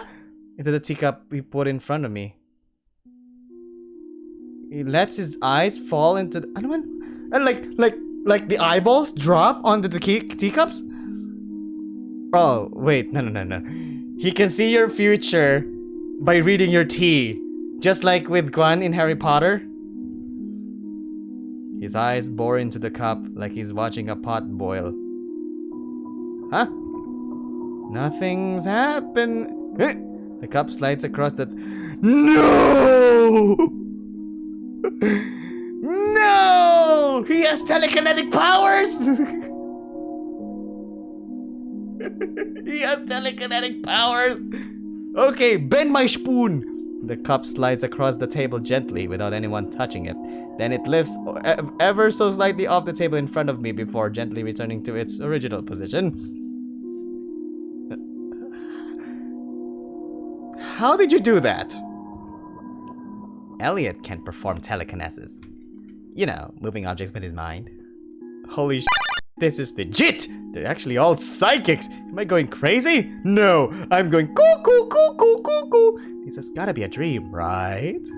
I reach my hand underneath the table, hoping to find some sort of magnet or elaborate device to explain what I just saw. Instead, all I feel are the balls attaching the base of the table to the top. How am I even supposed to process this? Zoe said earlier that she wanted me to join this group because she also thought I might be psychic, didn't she? I'd know if I was psychic, right? What am I even thinking? This is nuts! What am I supposed to even do in this situation? Shadow, are you okay? Yes! No! I mean, I don't know. Where's the bathroom? Just past that door on the right there. Thank you. Woo! Rushing past the party of eccentric espers, I flee to the restroom. I close myself into the stall. It's way too big of a revelation right now. Like, how the hell could this possibly be real? They must have slipped something in my coffee. Yeah, maybe that's it. Or maybe there's some kind of elaborate scam. But this is a really lucid dream. Maybe if I just close my eyes really tightly and focus really hard, I'd actually wake up in my bed. Just gotta wake up. If I picture hard enough, I can still feel the crappy foam mattress. Oh no, wait. This is gonna be funny. What if our main character has the power to teleport? Or using Quan or like astral projection. I don't know. If I picture hard enough, I can still feel the crappy foam mattress pressing awkwardly on my back. The vents are still making that light whirring sound that made sleeping more difficult than necessary. I'm going to open my eyes, and I will be in my room. Psychics aren't real, and they are not currently trying to recruit me into some sort of voodoo cult. Almost got me there. Okay, calm down. What do I even do in this situation? There are 5 psychics sitting in a cafe waiting for me to come out in the bathroom. You okay in there, Shadow? Yeah, just need a minute. Of course he isn't okay, Zoe. You saw how he looked. Besides, I can feel his nerves from out here. Never mind, I guess they're standing outside the room. I need to get out of here. I don't want to go through them, though. Is there a window I can climb through? Unsurprisingly, this is a windowless bathroom. Oh, this is a mirror, never mind. And unless I was trying to crawl through the vents, there's no way out of here except through the door. Even if... No, they're going for the teleport route, right? Even if there was another way out, Zoe's my RA and I share a class with Quinn, so it's not like I can just avoid them after this. What did I tell you? This was too much of a rush. It sounds like the others are conversing just outside of the bathroom door. This is a gigantic bathroom? I'm not sure if they're actually trying to be quiet, but if they are, they're doing a terrible job at it. I have to agree. Shouldn't you have given him some more time to adjust to Elmwood? I didn't know if he was aware of his abilities yet or not. I had a good feeling about him. I just didn't expect him to freak out like this. Well, duh! Are you even sure that he's one of us? Have I ever been wrong before? Besides, Quinn already saw the end result. Even if we're in a rough patch right now, it's going to work out. That's true, but I don't know for a certain when it's going to work out. I mean, you saw his face. He probably thinks we're a bunch of freaks now. The sound of Quinn's voice cracking forms a small pit in my stomach. I'm freaking out over this huge revelation, but they're all still people. I should at least be hearing them out, not dodging them in the bathroom. Maybe I'm overacting here. It's not like any of them have done anything particularly egregious to me. Sure, it's a lot, but I should be able to at least tough it out until there's a more natural way for me to exit the situation. I steel myself for more over the other psychic weirdness and force myself out of the safe refines of the bathroom. It's Jude! Leaving the bathroom, I can see that the others look for far whatever. Then when I left, Jude is the first to notice me. His eyes lock onto mine with the same intensity as always. You sure took your sweet time in there. Okay, if I play it cool, what's gonna happen? Be honest. Sorry, I was just a little freaked out. It's probably a lot to wrap your head around, but hopefully you're at least calm enough to hear us out. Elliot nudges Zoe, who looks back towards me with a sullen expression. She clears her throat before proceeding. You're supposed to be my friend, not my psychic friend.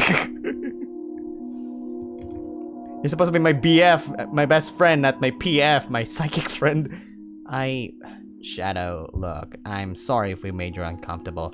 I figured I'd done this enough times that I had it all figured out. You've done this before?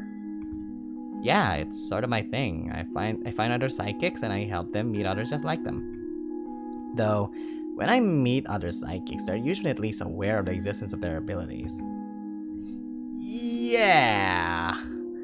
I know you seem to think I'm psychic or whatever, but I really think you've made a mistake.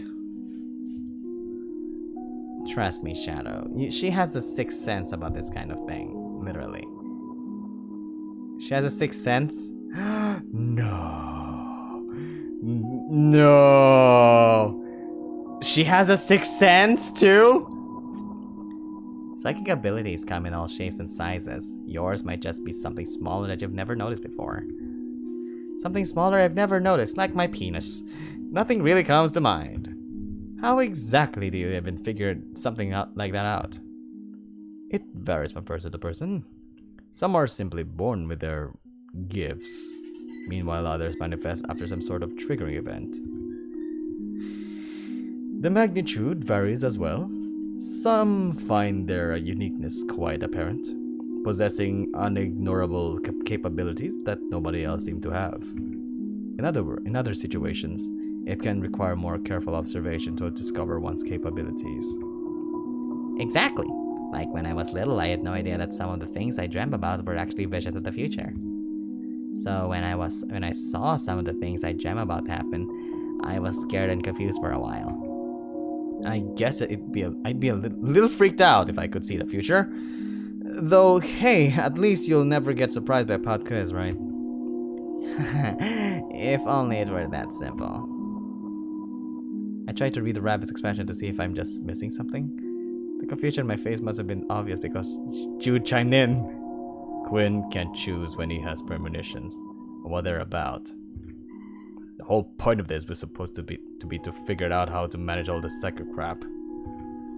Is that the case for all of you? Pretty much. Welcome to the club. The deer scowls as he slumps back into his seat, expressing a rare show of defeat. It's been a little rough. Thankfully we have each other to lean on to make things easier, right?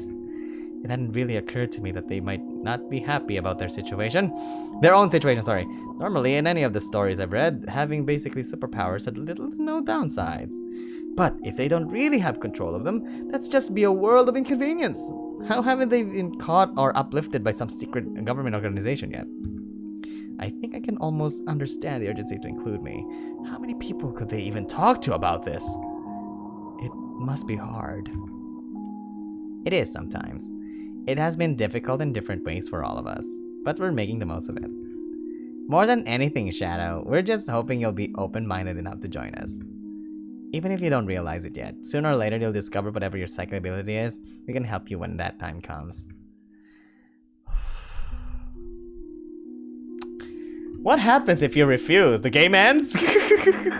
Sige, I'll join you for now. I will be observing all of you because I don't know what the F is still going on. So, what would I need to do? Sign some sort of blood oath or something? What? No! You just join us for our meetings.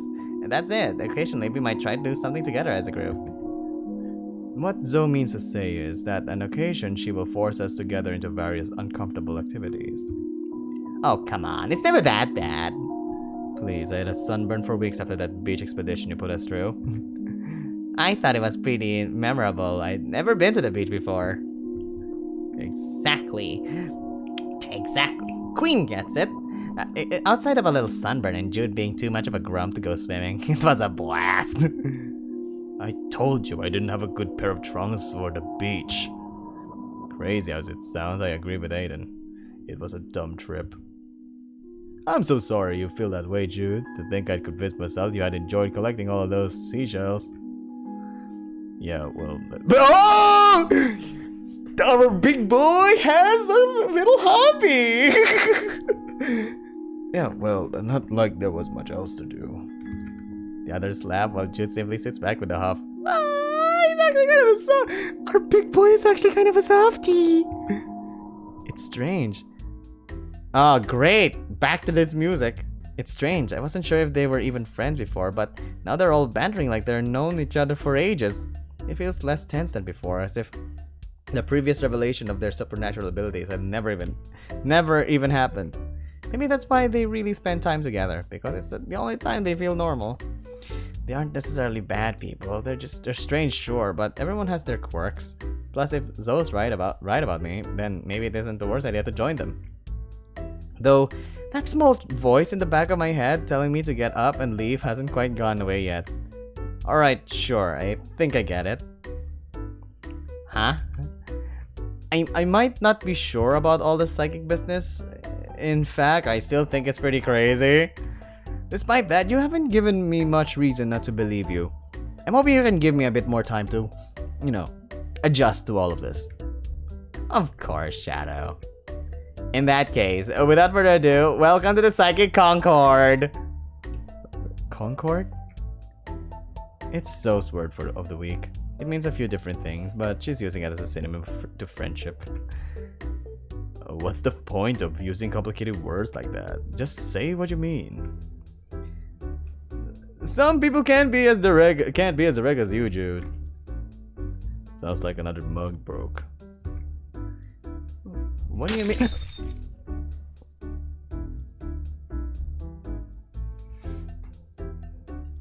Okay, I believe Jude has precognition now. It's like 5 seconds to the future. No more than a couple seconds after he spoke, the sound of something shattering could be heard from the kitchen area.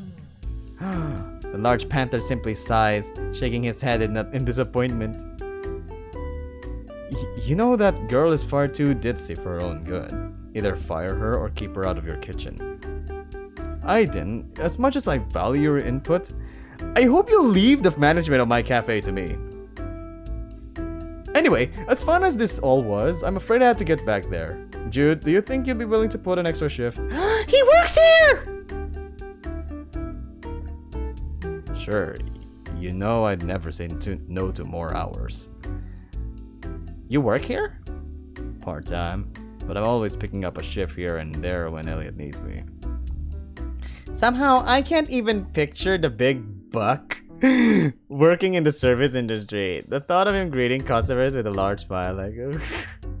No, I simply can't imagine that. Jude excuses himself and follows Elliot into the kitchen. Then there were four. I'll dearly miss Jude, but I'm excited to talk with you more, Shadow. Was that a pun? I didn't roll his eyes so hard that I think they might roll back his skull. Meanwhile, Zoe simply shakes her head. Based on their reactions, this might be a regular occurrence. It's possible that Quinn might simply be a terrible joke enthusiast. Or at least I will be, but honestly, this might be a good timing. I actually had something else I need to take care of today. What do you mean? When I texted everybody, you said you'd be free today. I mean, yeah, I am, provided I skip class to be here. It's the first week of the semester and you're already skipping classes, Quincy. I told you not to call me that! God! Quinn has an expression I've never seen on his face before. Like, somehow it's even more intimidating when considering I've rarely seen him without a stupid grin across his face. Stupid grin across his mug, sorry. It would seem he gets triggered by someone saying his full name, though I'm not sure why. Please, I'll go now, okay? I was just excited and I figured it was another introduction. I would have seen the instructor later to get the syllabus. You can't be skipping class, Quinn. What if an actual emergency occurs and you need those days? Jeez, I get it. It's not for another hour. I'll be able to make it no problem. Well, it'll probably go faster if we get going. You're going to? We have to get preparations started for cleanup after the club fair. We don't know when the frat wave will pass through this time around. We have to be prepared for those Neanderthal pledges. If it's such a problem, couldn't you just report it? We have. However, for some asinine reason, the dean refuses to do anything. He stated the fraternities were just living out their youth. It's absurd, but there's nothing more I could do. What about you, Shadow? Everyone seems to be going their separate ways. What are you gonna do? It's a good question. I do have a class later today, but I don't have to head back quite yet. I could stay here, maybe see how Jude acts at work. Actually try some of the baked good and chat with Elliot. Alternatively, I could head to campus early with Quinn and Aiden.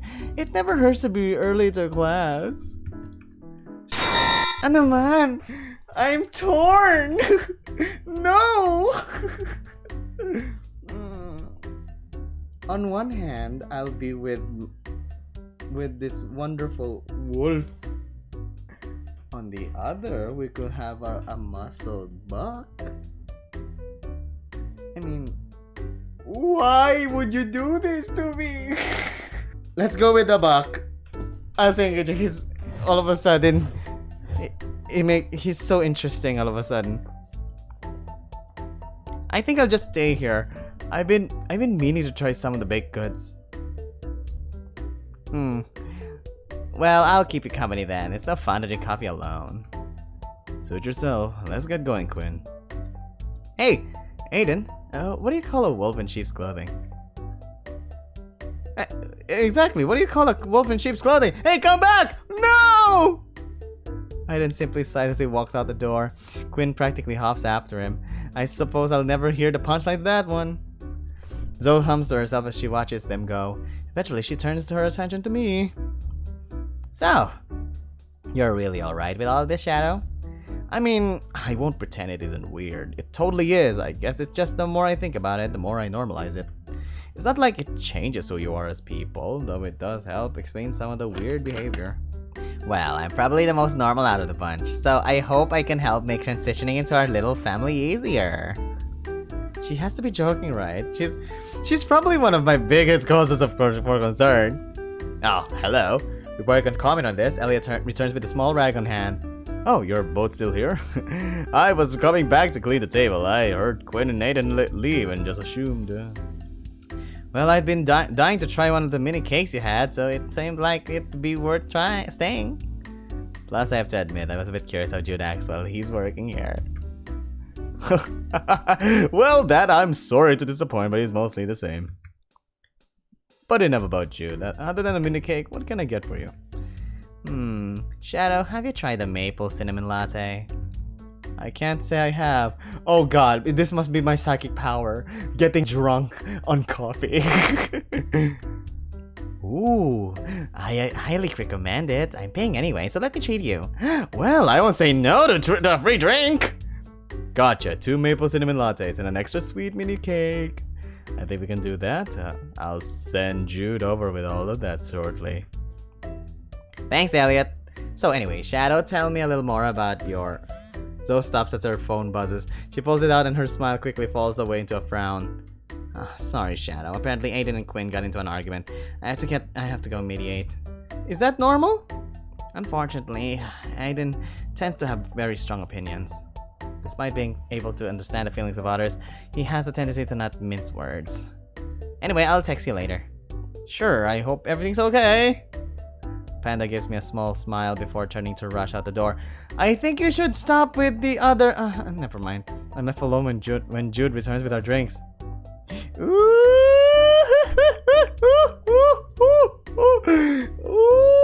he's so good. He looks so good. Where'd Zoe go? She had to chase after Aiden and Quinn. Something about them settling an argument. Jeez, what a pain. The hell am I supposed to do with her coffee then? You could dump it out or drink it yourself. Nah, I've been trying to cut back on the stuff. Anyway, I'll just leave it here in case she comes back or if you end up drinking it. As he places the drinks on the table, Jude looks around the room before returning his gaze onto me. What? Sorry, by the way. He's also just softy! Pardon? Sorry, you know, for being an before. Oh, it's a sondere! I didn't realize you'd be joining our little circle, and I don't... Okay, said Amonisha. There's a difference between Quinn and Jude. Apparently, Quinn can see further into the future, but Jude can see only a small glimpse to the future. Kumbaga, seconds into the future. That's why he called reflexes. I see what they meant by that. I didn't realize we'd be joining our little circle, and I don't think neither of us want to start on the wrong foot. Well, this is a pleasant surprise. I didn't expect him to even recognize he had made a poor impression. Don't worry about it. I didn't take it too personally because I met Dan! That's good. I know Quinn likes you quite a bit, and he's usually a good judge of character. So even though you're a freak like the rest of us, I'm sure you're not all that bad. I mean, I'm so gay for the buck. Anyway, I've got more work to do. Enjoy the cake and coffee. No, come back!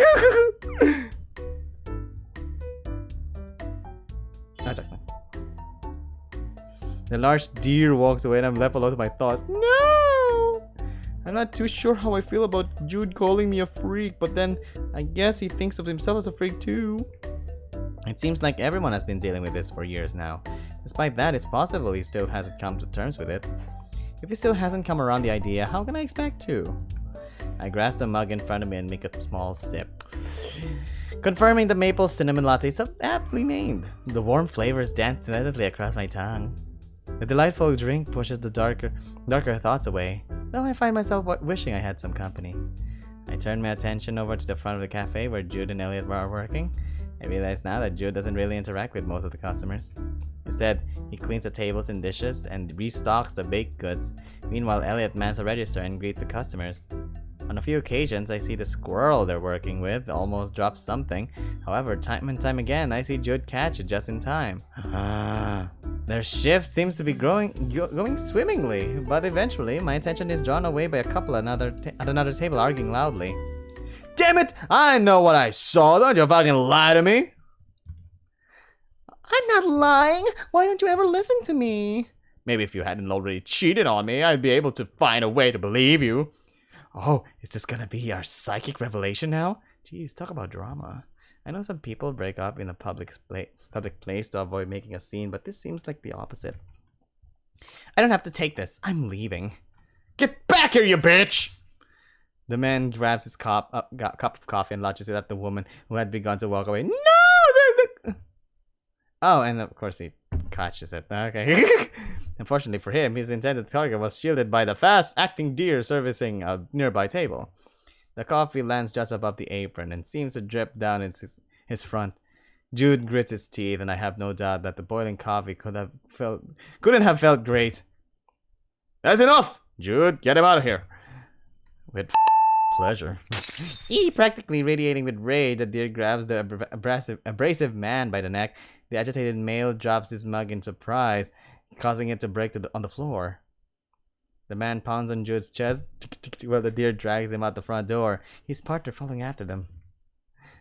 I'm not sure what shocked me more, Elliot yelling or the crack that formed on the window next to me.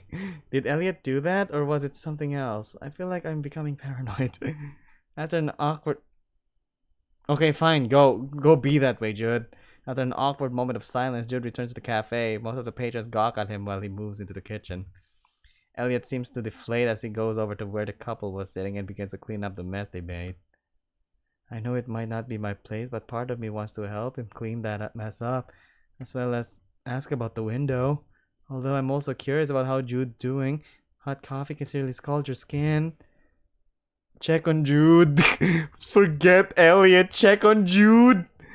Deciding Elliot has the mess handled, I resolve to follow after Jude. Ah, in the kitchen? Are you allowed to do that?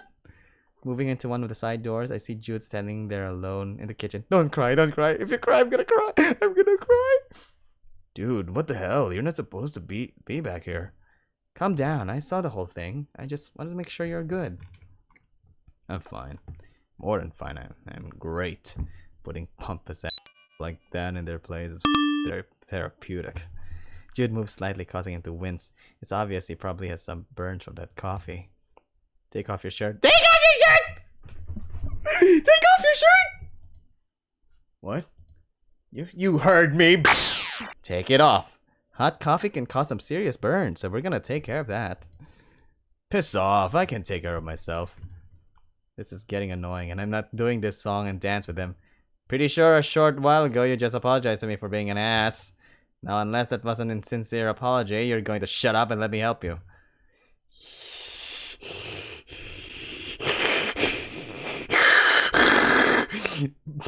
Sorry. Predator mode.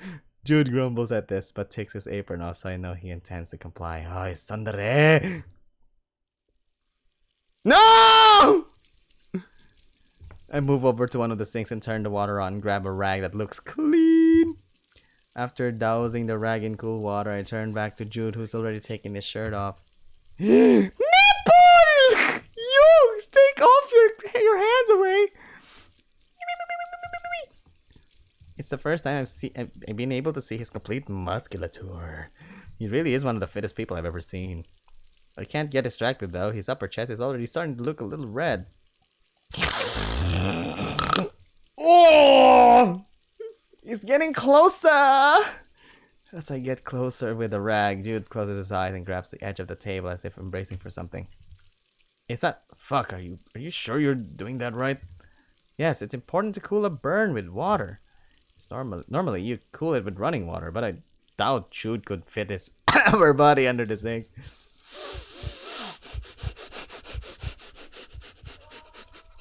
No, you're going in closer! You're making me blush! I slowly and meticulously rub and press the rag against his chest. Excessive water from the rag drips down his back and accentuated abdominals. The dreamcatcher tattoo in his left pectoral occasionally catches my attention. It looks like it's at least a few years old. I didn't take Jude for the spiritual type, although he also might have just gotten it because it looks cool. Certainly highlights his body well. Occasionally, when I think I might be getting too distracted by his muscles, I run back to the sink to get cooler water. Oh yeah, don't mind me. Don't mind me. I'm just here putting water. I'm not here to worship. I'm not here to worship. Not worshipping at all. I probably need a cold shower after I finish here. Jude acts tough, but I'm starting to question his whole mean guy routine. I have to ask. So, why did you do it? Why did I do what? Jump in front of the guy's coffee. You had to have known it would have hurt. Figured it was better than the alternative. If I hadn't, it would have hit that lady's face. How gallant of you. Not that anyone else will know that. It's fine. Not like I've ever do it expecting thanks. You do that often? More often than I probably should. Well, it's gonna be nice to be able to play the hero. Not really. I always act too quickly. Too quickly? Yeah, like I always do it before the other guy has even done it.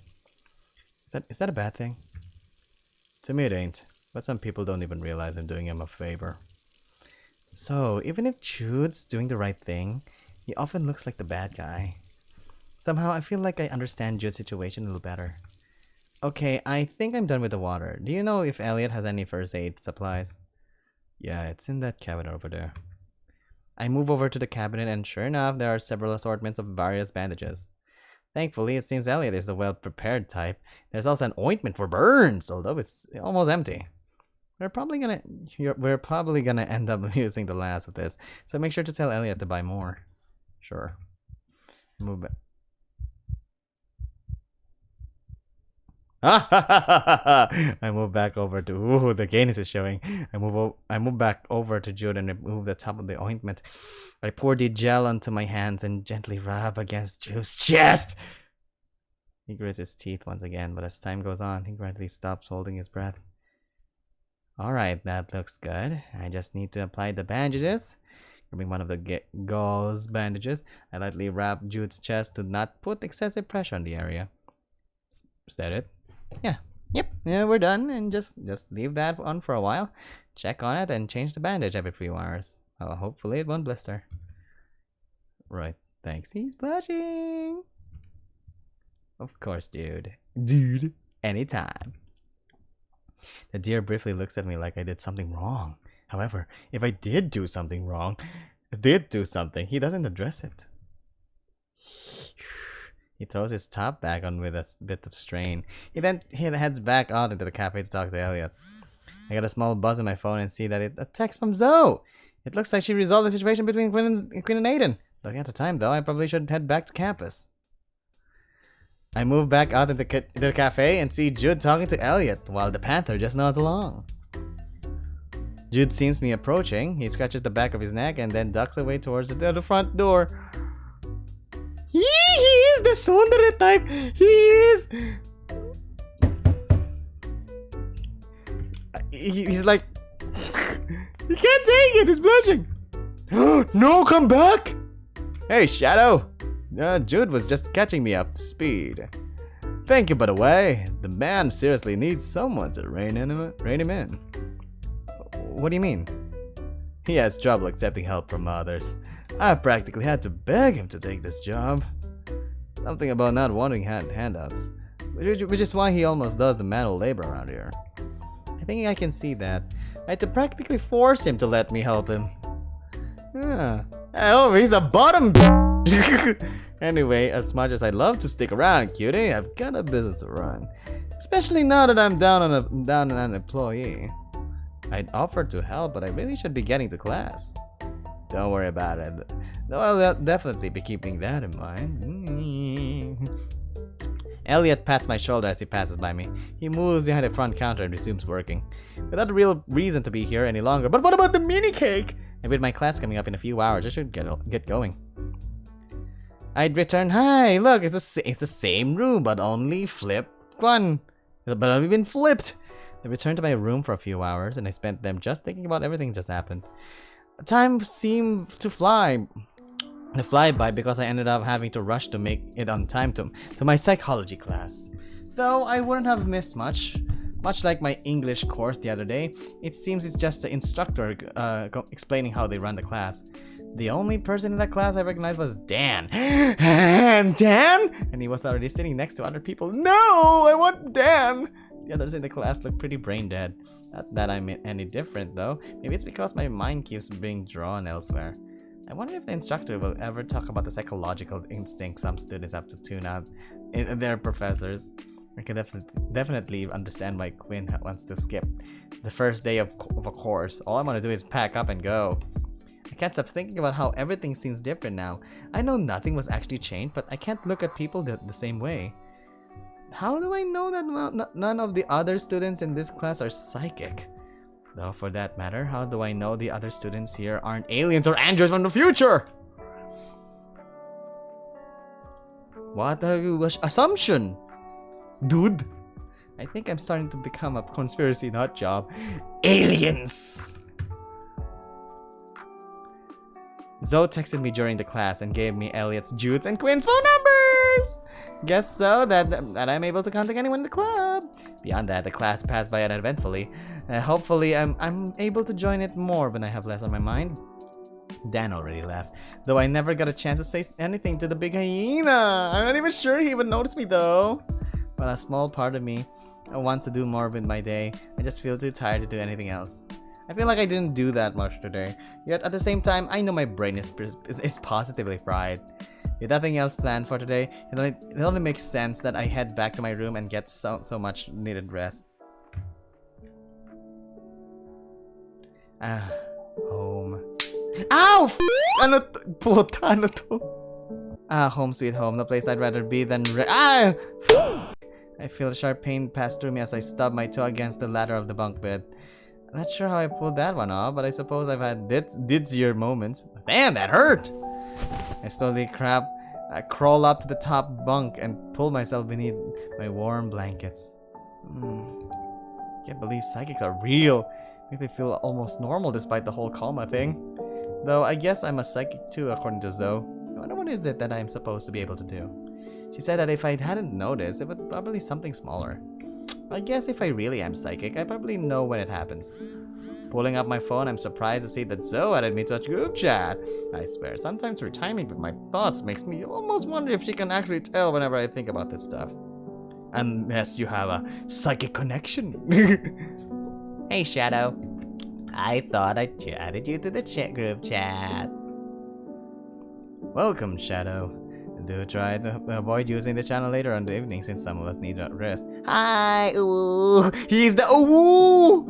So yeah, this is where we make a lot of our plans for meetings or other trips. Hopefully we haven't scared you off quite yet. Elliot, your caps lock is on again. It is? Sorry about that. Jude, are you still up? Yes. Why aren't you saying anything? I don't know. Oh no! Is there anything more you wanted to discuss now that Shadow has joined us though? I didn't have anything else in mind, no? Okay, then I'll be muting this chat for the evening. No, okay, boomer. Anyway, welcome Shadow, and I hope you'll be patient with all of us. We got some stuff to take care of, so I'll talk to you later. Oh no! Oh no! Jude reminds me of my ex! Oh no!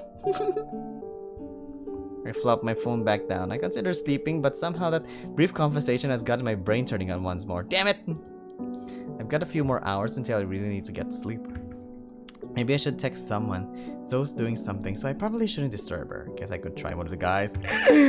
Text Jude!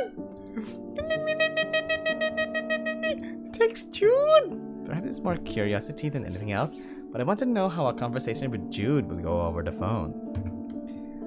Hey Jude, what's up? Not much, how's it going? Good. Oh no! That's good. What are you up to? Texting you? Oh my god! It's my ex! What the? Oh no. Oh no. Oh no. Feelings flooding back. This conversation is going nowhere fast. I gotta fix this somehow. So how are you doing after everything that went down? Fine. How are your burns? Fine. Did you make sure to change the bandages after a few hours? Yes. Yes, my ex Kija. Oh. Maybe I should try questions that don't have 1 to 2 word answers. So how did you end up working for Elliot anyways? He offered me a job. Well, duh, but did you apply for it? No. Zoe and Quinn insisted. Oh. Interesting. Well, that certainly explains a bit. I can't imagine Jude would have immediately jumped at the chance of working in the service industry. Well, do you like working at the cafe? I don't know. What do you mean you don't know? Elliot's a good boss, but customers suck.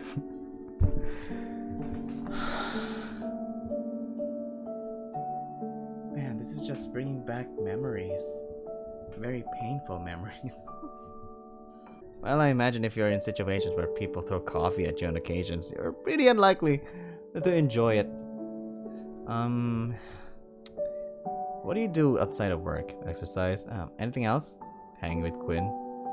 And that's it? Pretty much. Oh no. Oh no, no, no, no, no! You know you can send more than 1 or 2 responses. I know. So you're doing this on purpose? Yes. Any particular reason? Faster. I have this feeling, Gidja? Hang out with Quinn? He does remind me of my ex. Why is that so? He's giving me short replies because it's faster? Doesn't he realize how frustrating it is for others though? This visual novel is talking to me! I guess I'll ask him why. Because of my ability. That's weird. I didn't ask him yet. Always able to see ahead. It's easy to be in the moment if it's fast. Ah, okay. I guess in a weird way that makes sense, I think. Though I do wonder if that's some weird excuse to be less involved in the conversation. I should probably give Jude the benefit of the doubt here. Oh. Is it easier if I send shorter text too? No, I read fast. Also less likely to interrupt. I see. Well, it's good to know anyway. I thought I might have been bothering you or something. Nah, gonna rest soon though. That's cool. Text you later then? Okay.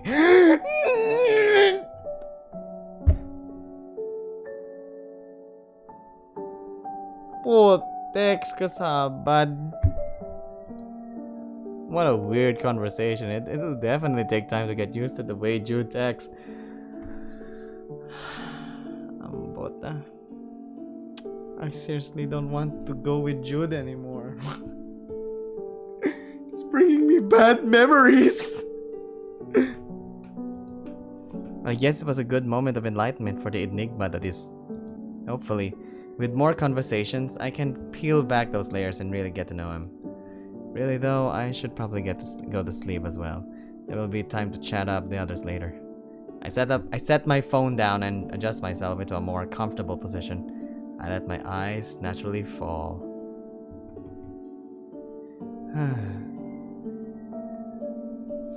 My eyelids begin feeling heavier until eventually... New day? New day? Oh, sorry. It seems you become more aware of it now. Huh? I imagine it won't be long now. What? Who's talking? Hello? Astral projection? Astral projection?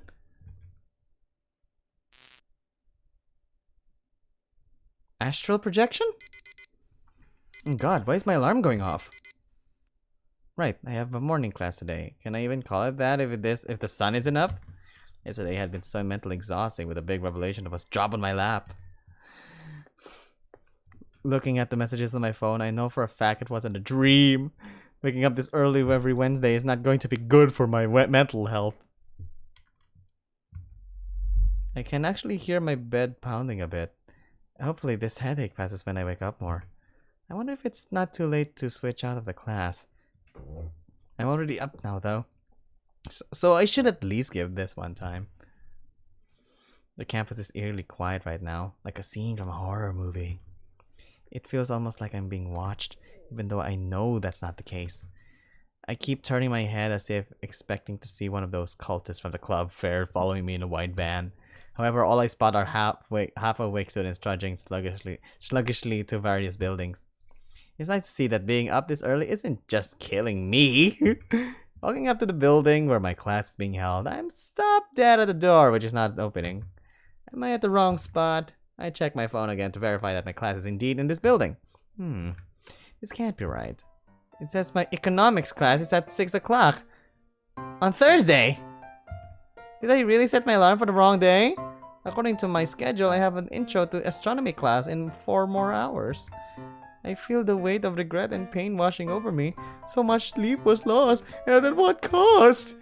What can I even do right now? The cafe won't be open for a few more hours. I could head back to my room and try to get more sleep, but I'm only getting up. It's not like it would be quality sleep. Ooh, walk around campus. Interesting. Thinking about it, I don't think I've really explored the campus much outside the orientation. No, wait. I'm interested. Hey lang. I will go to sleep after this. Sure, I've been to the gym, but that's about it. I really don't know what else campus has to offer. I should at least try to familiarize myself with the area. I walk around for a while, reaffirming what I'd learned at the orientation a few days ago. I made sure I could find the library as well as the dining hall, which was tucked away near one of the science buildings. Passing by it was a strange experience. The scent wafting from the facility was not what I expected. I thought I'd smell warm breakfast foods. Instead, the air was permeating with the stench of seafood and some sort of fruit component. My curiosity was somewhat piqued, but I really wasn't hungry yet. Something about the fishy banana smell wasn't really helping either. I ended up settling on the grass near the club fair. The tables were all set up again, and recruiters were passionately preaching to passerby. I wonder how they can get up early in the morning, put all these together, and still have the energy to try and get others to join them. I feel like I'm running on fumes even now. The sky looks so blue today. The sun feels warm beating down on me like this. It won't be long before nice days like today are replaced with colder ones like yesterday. I feel like I could just drip away like this, let all my cares go. It's no wonder I have a headache. I have too much going on. Psychics, school, romance, and money! It'd be so easy if I just didn't have to think about it. I guess the whole thing can't be that crazy. Although, if psychics are real, what else is real? What else is real? Aliens? Space is pretty big. And there are plenty of theories about ancient civilizations being influenced by otherworldly influences. Someone's been watching Ancient Aliens! Ghost, speaking to the dead, is supposedly a thing psychics can do, right? Yes! The grass here feels nice. Hey, this voice sounds familiar. I'm probably mistaken though. I'm sure whoever it is isn't really talking to me. Do you really think the grass is the best place to be taking a nap? Baby! I opened my eyes at the sight of Aiden standing over me. He looks extra radiant this morning. Though that might just be the sun shining behind him. He has a cunning smile on his face, but his eyes flash with something else. Concern? Or perhaps disapproval. Maybe if I had this empathic abilities, I'd have a better idea of what he is thinking while he looks down on me. Oh, it's a pretty comfortable place to sleep if you ask me. Sure. I suppose if you're fine with dirtying your clothes and smelling like something off the ground. What are you doing here anyway? I'm the student government president. I make it a point to appear at the fair at least once a day. Right. That makes sense. I guess I just didn't think you'd get here this early.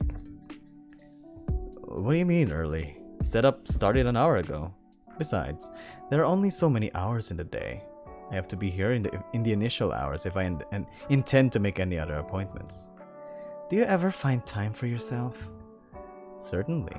I make it a point to find an hour for leisurely reading every evening. Oh no! What about all of the time you spend with Zoe and the others? I don't necessarily consider that time for myself. It's true that on occasion, I do find their distraction enjoyable. However, I'm in attendance mostly as a favor to Zoe. Didn't Jude say that part of those meetings was to help you all cope with everything? While I cannot speak for everyone, I find that my methods of dealing are more than adequate. I am familiar with my limits, and I'm in no way allowing myself to be hindered by my unique disposition. So between school, your big company job, and club meetings, you only have an hour to do what you want? That wouldn't be totally accurate. You make it sound as if I'm slave to my obligations. I mean, I'm definitely thinking that. I don't know how he can live like that. You know, I can feel your doubt, right? It's fine if you don't understand. Very few people do. I chose my obligations, and at any point I could choose to drop them. But I don't because they are means to the ends that I desire. I guess. But don't you worry you're missing out on life? You never know what the future might hold. Well, I guess Quinn might actually. But life has very few guarantees. I don't think I'd want to give up any more time than I could spend living life to the fullest. What do you mean more time? Aiden, do you mind coming and taking a look at this? A slender peacock interrupts the wolf's sentence. The bird waves Aiden over, carrying what looks to be a large paper banner. Whatever Aiden was about to ask was going to have to wait. Judy calls. Sorry. I have to take care of this. We'll have to continue this another time. Aiden looks me over once more, as if thinking about what I just said before moving away to help the bird. The bird is the word! I watch him slowly disappear into the gradually increasing crowd as more people pool into the main campus area. I can't say I particularly envy him. By choice or not, I don't think I could do what he does. I consider laying back on the inviting grass, but it's probably a better idea to go back to my room and keep my phone charged. Oh, hello! As I got to my door, I found my eyes drawn towards a familiar face exiting the room next to mine. It's Dan! It's Dan! Oh, Dan! Oh, hey! Dan, right? We met at the gym, right? Sorry, I don't think I forgot your name. It's Shadow. I didn't realize we were neighbors. Oh, well, we aren't. I was just paying him a visit. You know how it is. I can see that Dan is slightly sweating. I guess he and his friend must have done some sort of morning workout. Ah, yes. Morning workout. Someone is... Ah, okay, sure. Anyway, if you don't mind, I have to go hit the showers. See you around. Sure thing. Aww. Dan is taken! Dan is taken! I watch the large hyena as he walks away. He seems surprisingly worn out this early in the morning. Some people take the whole workout thing. No, that's not a workout thing. Seriously, I guess. I don't think I could start my mornings that way. If the guy coming out is Jude, I will flip my Back in my room, everything looks just as I left it this morning. I really need to sit down and find some time to really settle in and unpack what few belongings I have. Please, game, do not tease me about Dan! Why? Why are you teasing me about Dan? My thoughts are cut short by the interjection of my phone. It looks like the others are all awake. Okay. Good morning, you guys. Good morning, Zoe. Elliot, your cap locks. Oops, sorry. Well, I'm sure you've forgotten, Zoe. I just felt it was pertinent to remind you of our class starting in a short while. Yes, Mom. I didn't forget. What class are you guys taking this morning? It's an intro to astronomy class. Wait, really? Me too. You know, Quinn. You know, Quinn told us we shared a class this semester. Ooh! I deduce it was my astronomy, as my other classes seemed inappropriate. I guess that makes sense. He's probably taking a ton of business and finance type classes. Still, it's a bit surprising that they knew and didn't tell me. I guess they didn't want to make me uncomfortable. I don't care if Dan was taken or just got laid. I just want to be with him. I want to peck him on the cheeks.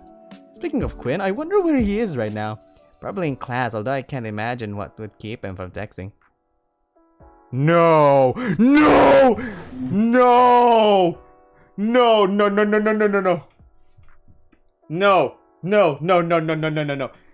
Don't tell me your next door neighbor is Quinn and Dan visited him. If that's the case... No, I don't want to think about it. Because if it is true, I will complain it on Twitter. I will complain it on Twitter. And I want to change. Speaking of Quinn, I wonder where he is right now. Probably in class, though I can't imagine that would keep him from texting. I mean, haven't heard from him this morning. Might still be asleep. I sincerely hope not, but it seems likely. Chances are he stayed up late again on another one of his binges. What are you up to today, Jude? Visiting mom. Ooh, I'm not sure what it is, but there's something sweet about a guy in his mid-20s still finding time for his mom. I haven't even been able to get a hold of mine, but I know I'd see her if I could.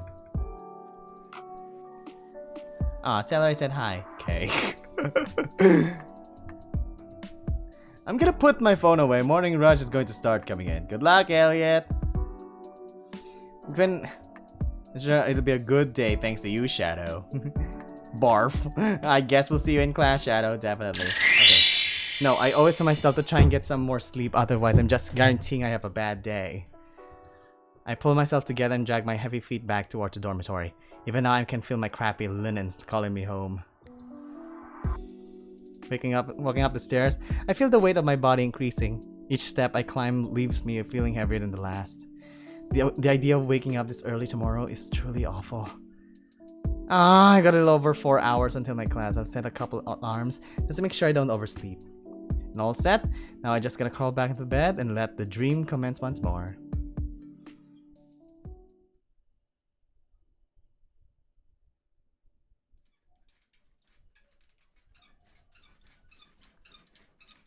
Oh, what? Is that? Oh no! My eyes slam open. Amuna na! My eyes slam open as the continued sound of creaking and occasional thumping continues in the room next to mine. Are they really? At 6:30 in the morning? I understand that college is the time to live loose and free, but at least have some consideration for your neighbors. What's even the right move here? No, Dan, no, please. Do I bang on the wall? Do I go knock on the door? No. Check! Zoe is the RA, as she probably deals with awkward stuff like this all the time. Maybe she has an idea. Hopefully she's awake to even get my text. Hey Zoe. It's a bit of awkward situation. Here, hoping you might be able to...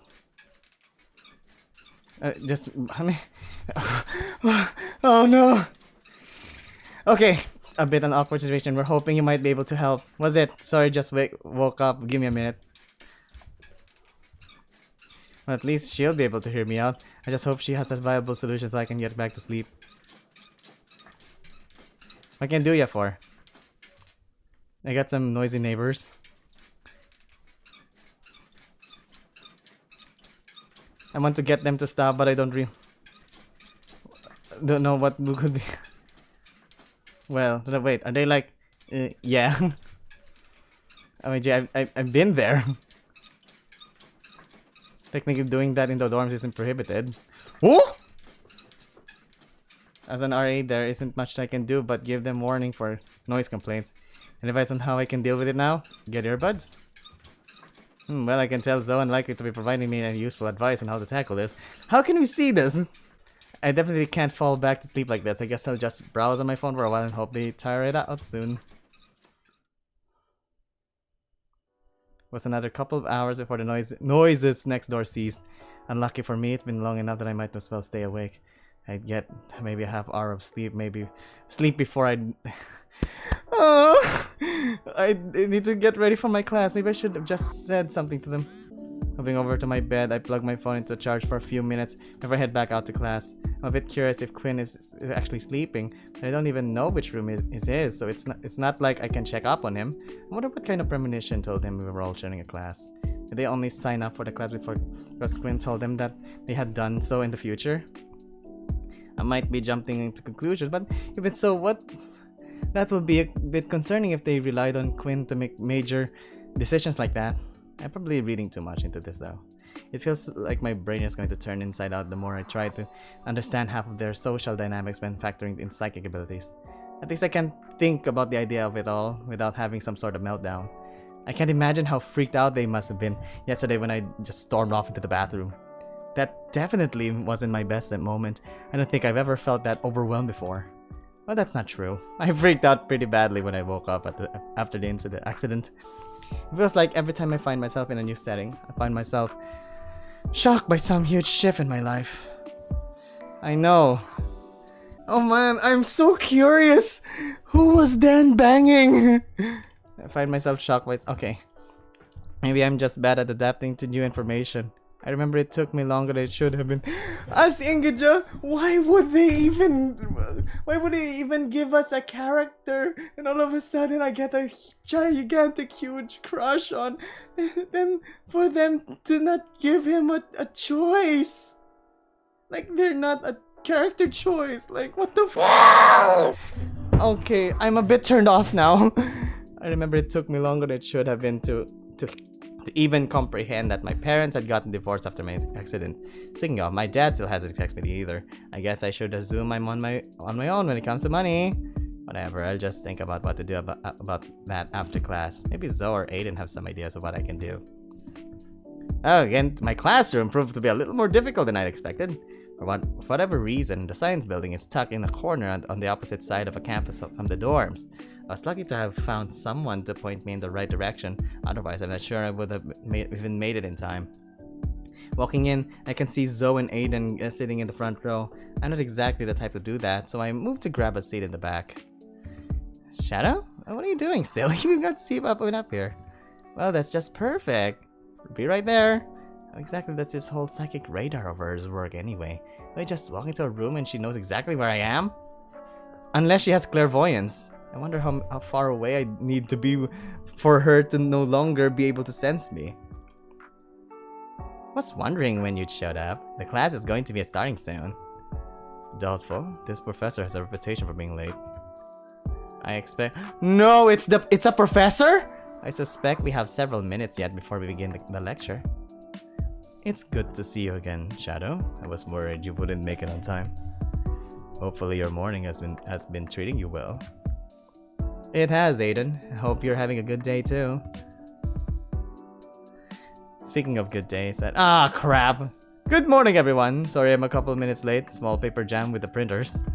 This is Intro to Astronomy. You may call me Mr. Branson. The instructor drops a stack of papers in front of Aiden and motions for him to take one and pass it on. Moving around the room is your copy of the syllabus as well as instructions for the class project. Class project? Yes, class project! Class project! And please save your questions until the end. We've got a lot to get through. Zoe grumbles as she sits back in her seat.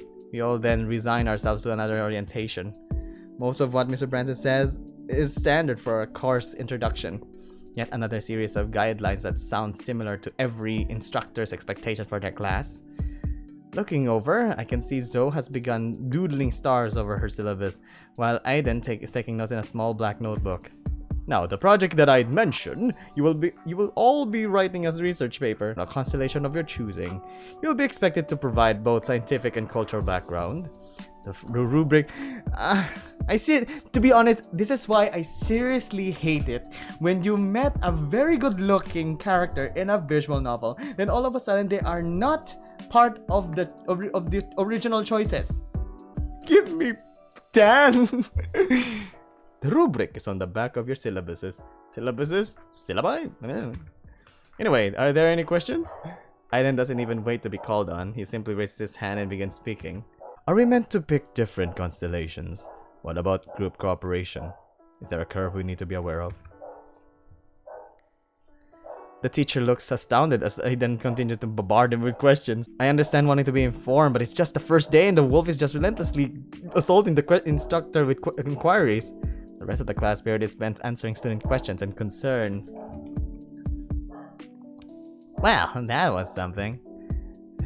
Definitely. Not a fan of having to put a whole research paper together on a constellation. But at least we have a small semester to get it done. I agree.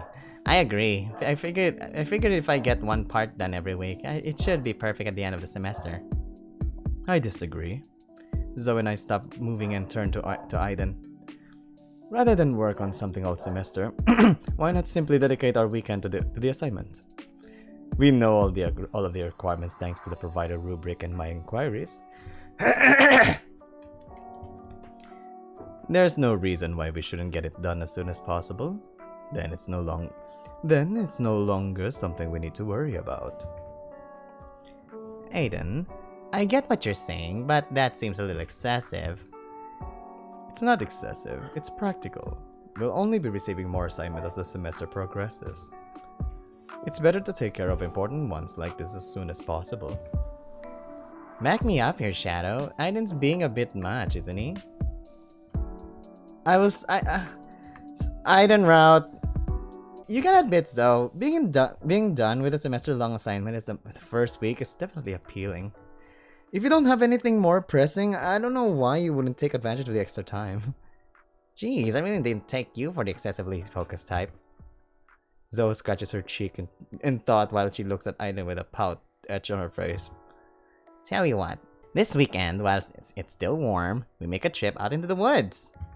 We'll find a nice clearing and get some shots of our constellations in the local area. That's bound to be worth some bonus points with the instructor, or at least show some extra effort. Well, that certainly would be a good start. The camping part isn't ideal. The camping part isn't ideal, but it's necessary to avoid the light pollution by the city. That sounds pretty cool, actually. I can't remember the last time I've ever gone camping. I'm not done! If we do this, I want you to agree to come to Jude's birthday celebration. Zoe, you know how inconvenient.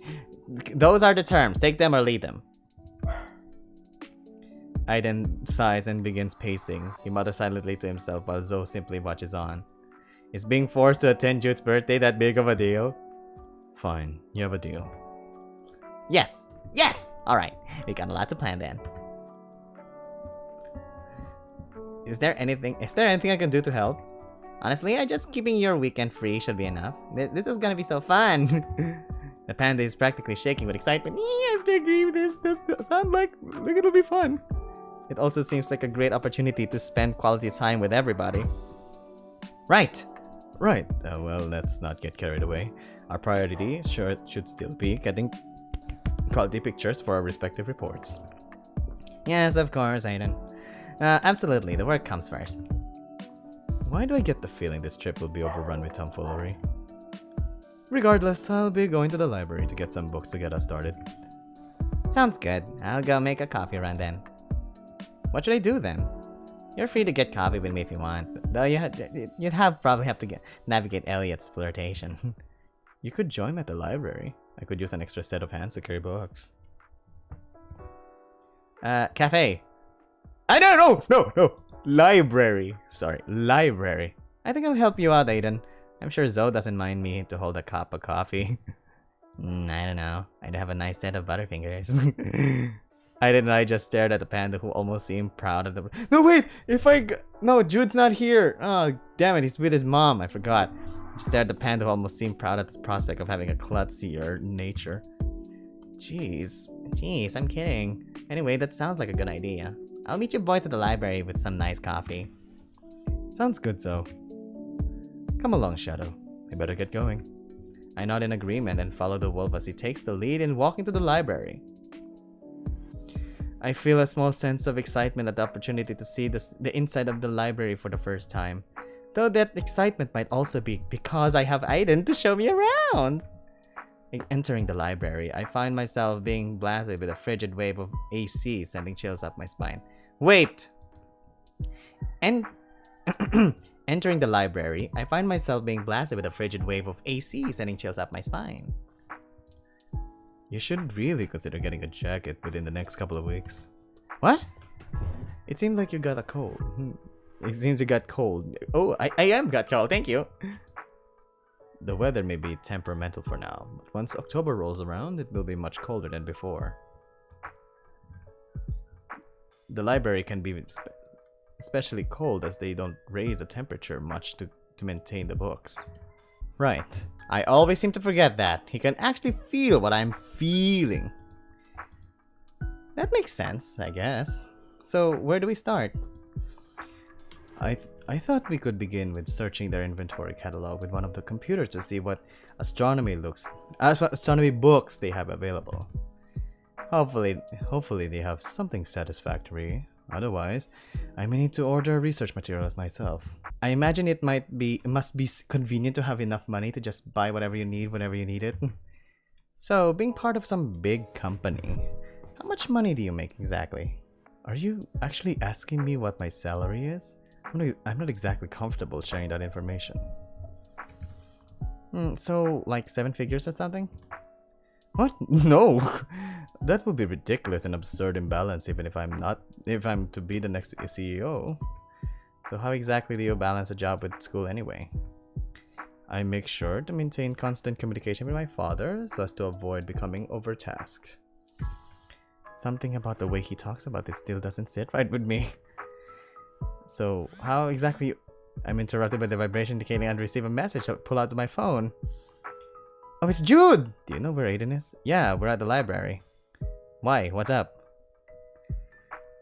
Why? What's up? Jude? Weird. Should I be worried? Yes! What?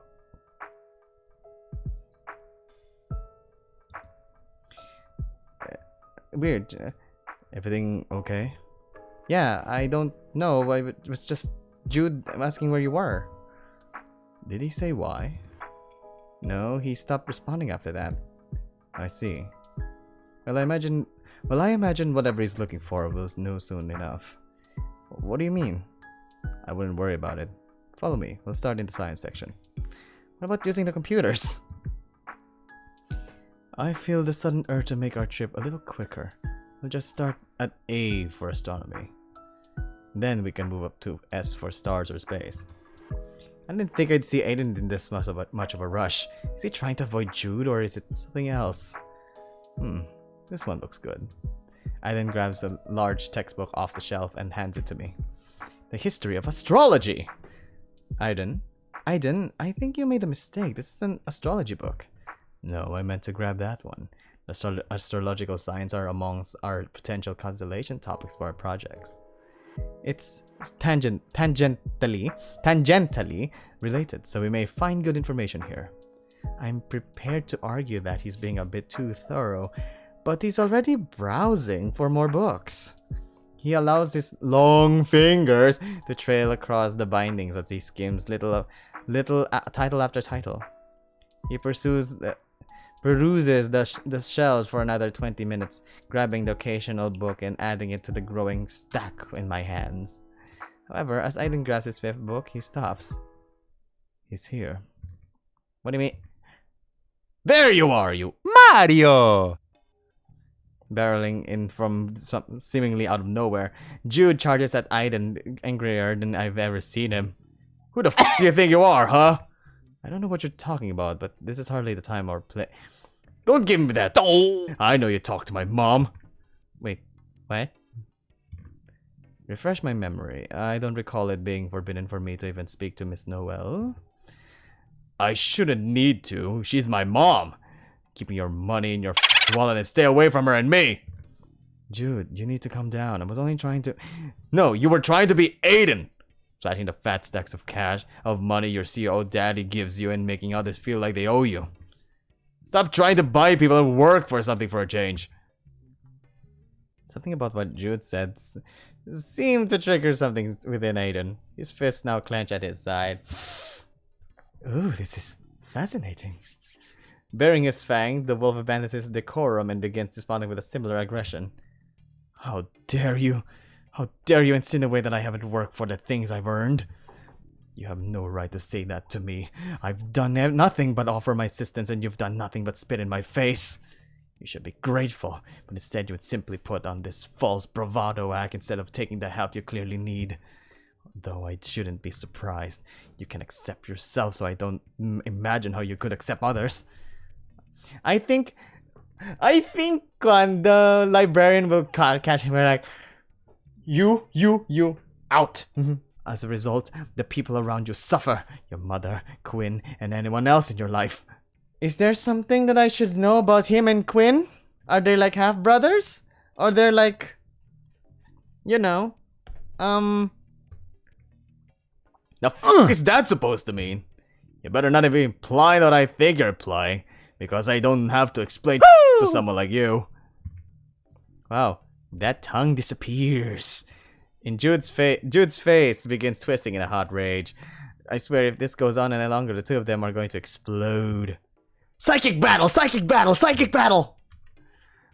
Looking around the library, I can see several bystanders have begun staring at the two having their screaming match. I have to put a stop to this. That's enough! Seriously, the both of you.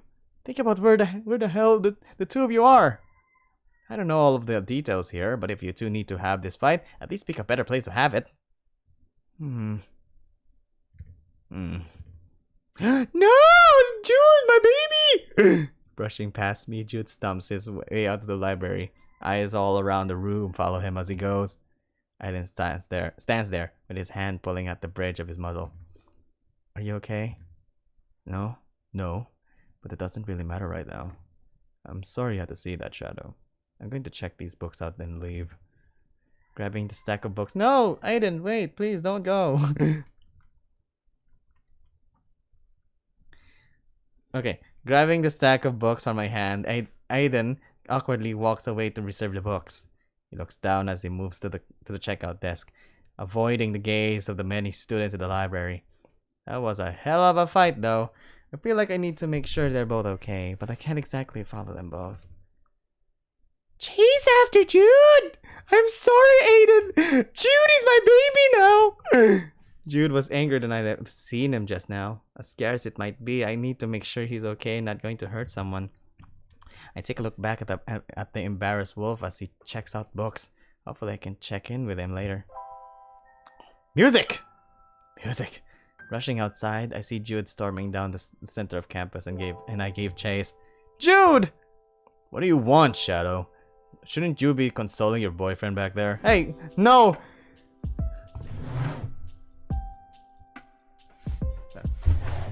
No! You're the only one for me. You should know that. He's not my... That's not the point. I want to know what the hell was that all about? Who was that mutt? I'm sure he'll spin a nice tale framing me as the bad guy. Not like I should expect much different. Jude kicks his discarded soda can clink on the ground, his mood seemingly worsening by the moment. I'm not usually a fan of taking sides. So how about you tell me your side first, and then I'll compare it to Aiden's and make my own conclusions? Something tells me you're not gonna piss off otherwise.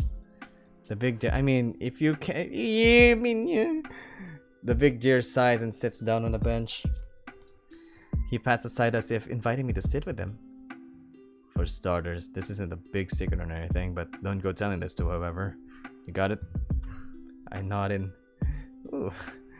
I nod in understanding, wait for Jude to start explaining. So, I've sort of been working 2 jobs to support my mom. She's had a bit of bad luck with finding work, so I decided to help her out.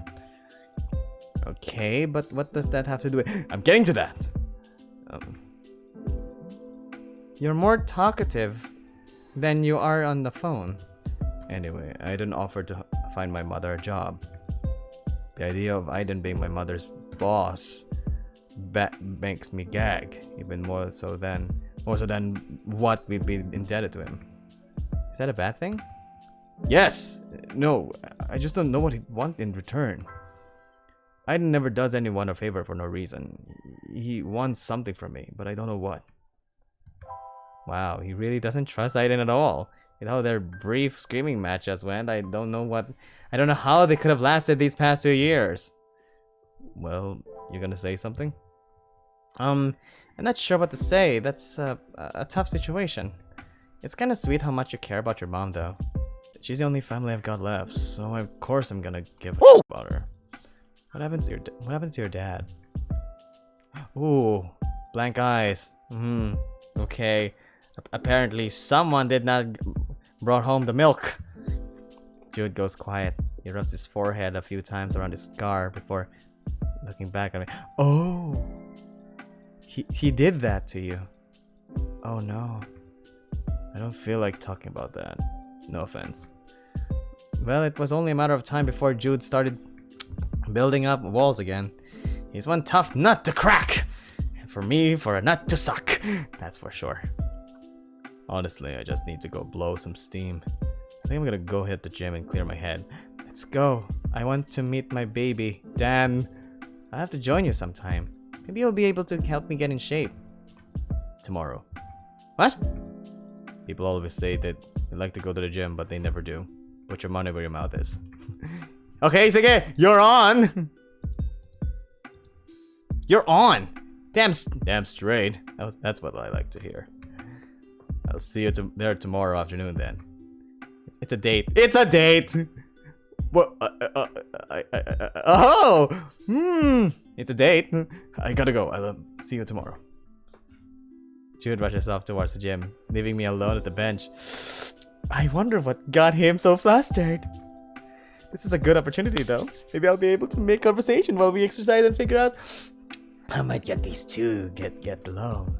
Speaking of, I wonder if Aiden's still at the library. Chances are he's likely already left. I'll have to catch him another time. Ah! My head is killing me. I think this headache is actually getting worse. I think I need to just get back to my room and sleep it off.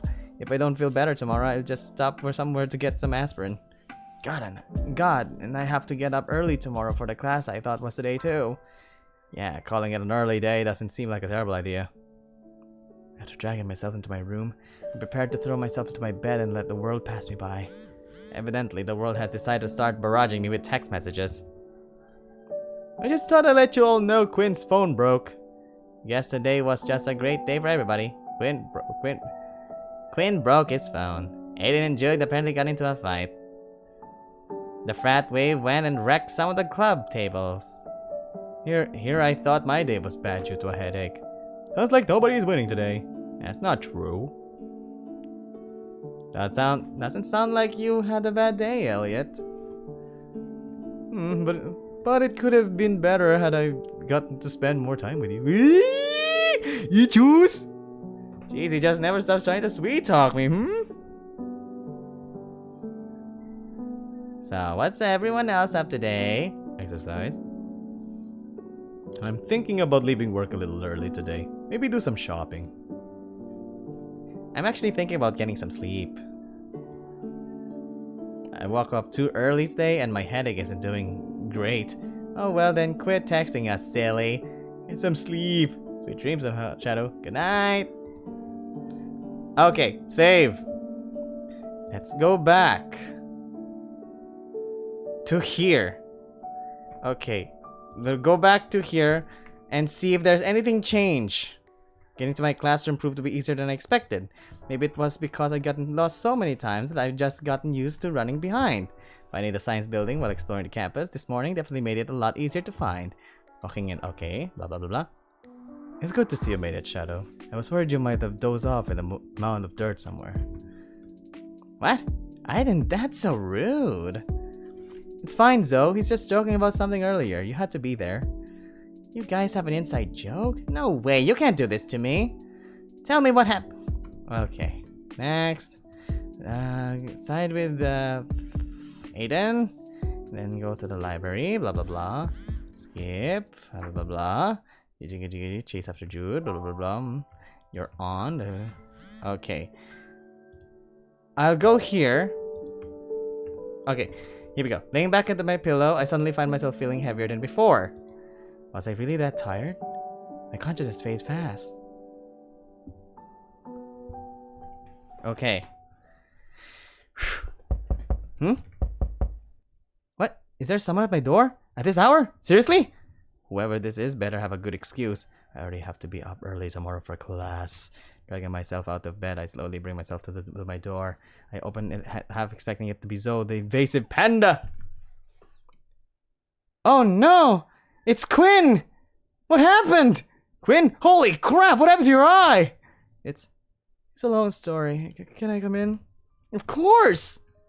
The normally cheery rabbit turns behind him, looking down the empty hallways before walking into my room. My exhaustion fades as my brain runs a mile a minute, filling with speculation of what happened to Quinn. I haven't the faintest idea what could have happened, especially this late at night. Did he get into a fight? Doesn't seem like the type, and I doubt he'd trip into a doorknob or anything like that. I should probably let him explain first before jumping to conclusions. Quinn sits on the bottom bunk of my bed and looks at me with a face I cannot discern. I can tell he's thinking hard about whatever it is he's about to say, but I'm gonna scream if we just stare at each other without saying anything. Deep breaths, okay? So I got into a bit of a scuff with my roommate. It's not a big deal though. I just need somewhere else to sleep tonight. Here, I'd been thinking the worst thing about having a roommate would be them sometimes stealing your food. The last thing I expect coming to college that I could get assaulted by one of my peers. For this to happen to Quinn, one of the nicest people I've met since moving here, it doesn't seem fair. Quinn continues looking at me with tired eyes. I'm not sure how long I was lost in thought, but I feel like I should say something. Should I call Zoe? I know your phone broke, so you probably want to let others know. No! Oh my god. No, that won't be necessary. I'm not sure what I'll tell them yet. I mean, you could just say what you told me. Nothing good would come out of it. You haven't known the others very long, and I know it might not seem like it how we act sometimes. But the others tend to baby me at times. Aiden and Elliot are always trying to give me advice, so constantly tries to fix things, while Jude just overreacts. Be honest, Shadow. How do you think my hot-headed best friend will react to me telling him someone hit me? Given the screaming match I bore witness to in the library, I have no doubt Jude would have words, if not fists, for Quinn's roommate. I guess you make a good point. I'm not sure if hiding it is the right call, though. I know. I'll talk with Zoe about it. She can keep a secret if I beg her to, and I'll figure it out from there. Just please, promise me you won't tell Jude. At least not till I have things figured out. Okay, Sige. I promise. I'm not sure this is the best idea, but okay, I won't tell him. Thank you. It means a lot to me, really. I know I'll have to tell everyone eventually, I just don't want anyone getting into trouble over this. He seems pretty relieved about this. I'm sure if we just explain things properly, the others wouldn't overreact, sorry. Then again, I've only known everyone for a few days. Maybe I'm giving them too much credit. If I'm being honest, a small part of me wants to sock Quinn's roommate in the eye myself. I've only known him for a few days. I can only imagine what someone who's known him for a few years might feel like doing something about this. The roommate can wait, though. For now, we've got to address the elephant in the room. So, what now then? Obviously, you can't go back to your room. Well, I was sort of hoping I could stay here for the night. You don't have to say yes or anything. I just figured since you don't have a roommate and we're both of course you can stay. Quinn's face lights up momentarily before pulling me into a tight hug, his face nuzzling against my neck.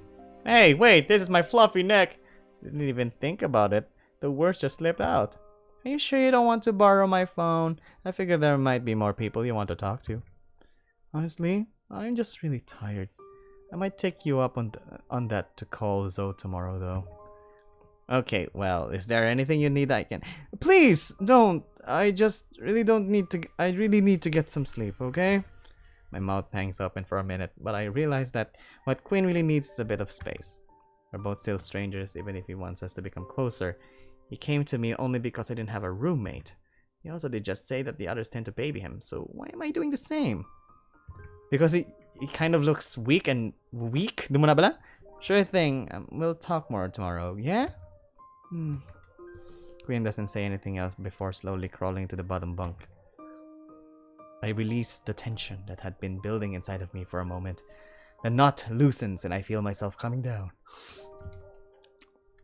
Slowly crawling up into the top bunk, I notice Quinn shaking slightly in his bed, his white fur quivering in the glow from the window. Part of me wants to move back down, just give him a hug, and just let him know that I care and it's going to be just fine. He wants his space though, I'm sure of it, and I should respect that. Creeping back into my sheets, my head finds its way to my pillow and I let my eyes drift close. Day 4. Can you... Okay, sige. Sige, I will end the stream here and we will continue this tomorrow. The reason why I want to end because it's 4:30 in the morning and I have a meeting later in the afternoon, so I need to get some sleep. So ladies and gentlemen, thank you all so much for watching. I hope to see you all again tomorrow for more Psychic Connections. So thank you everybody for watching. My name's Yuki Cookie, signing off saying, have a great day. Mwah!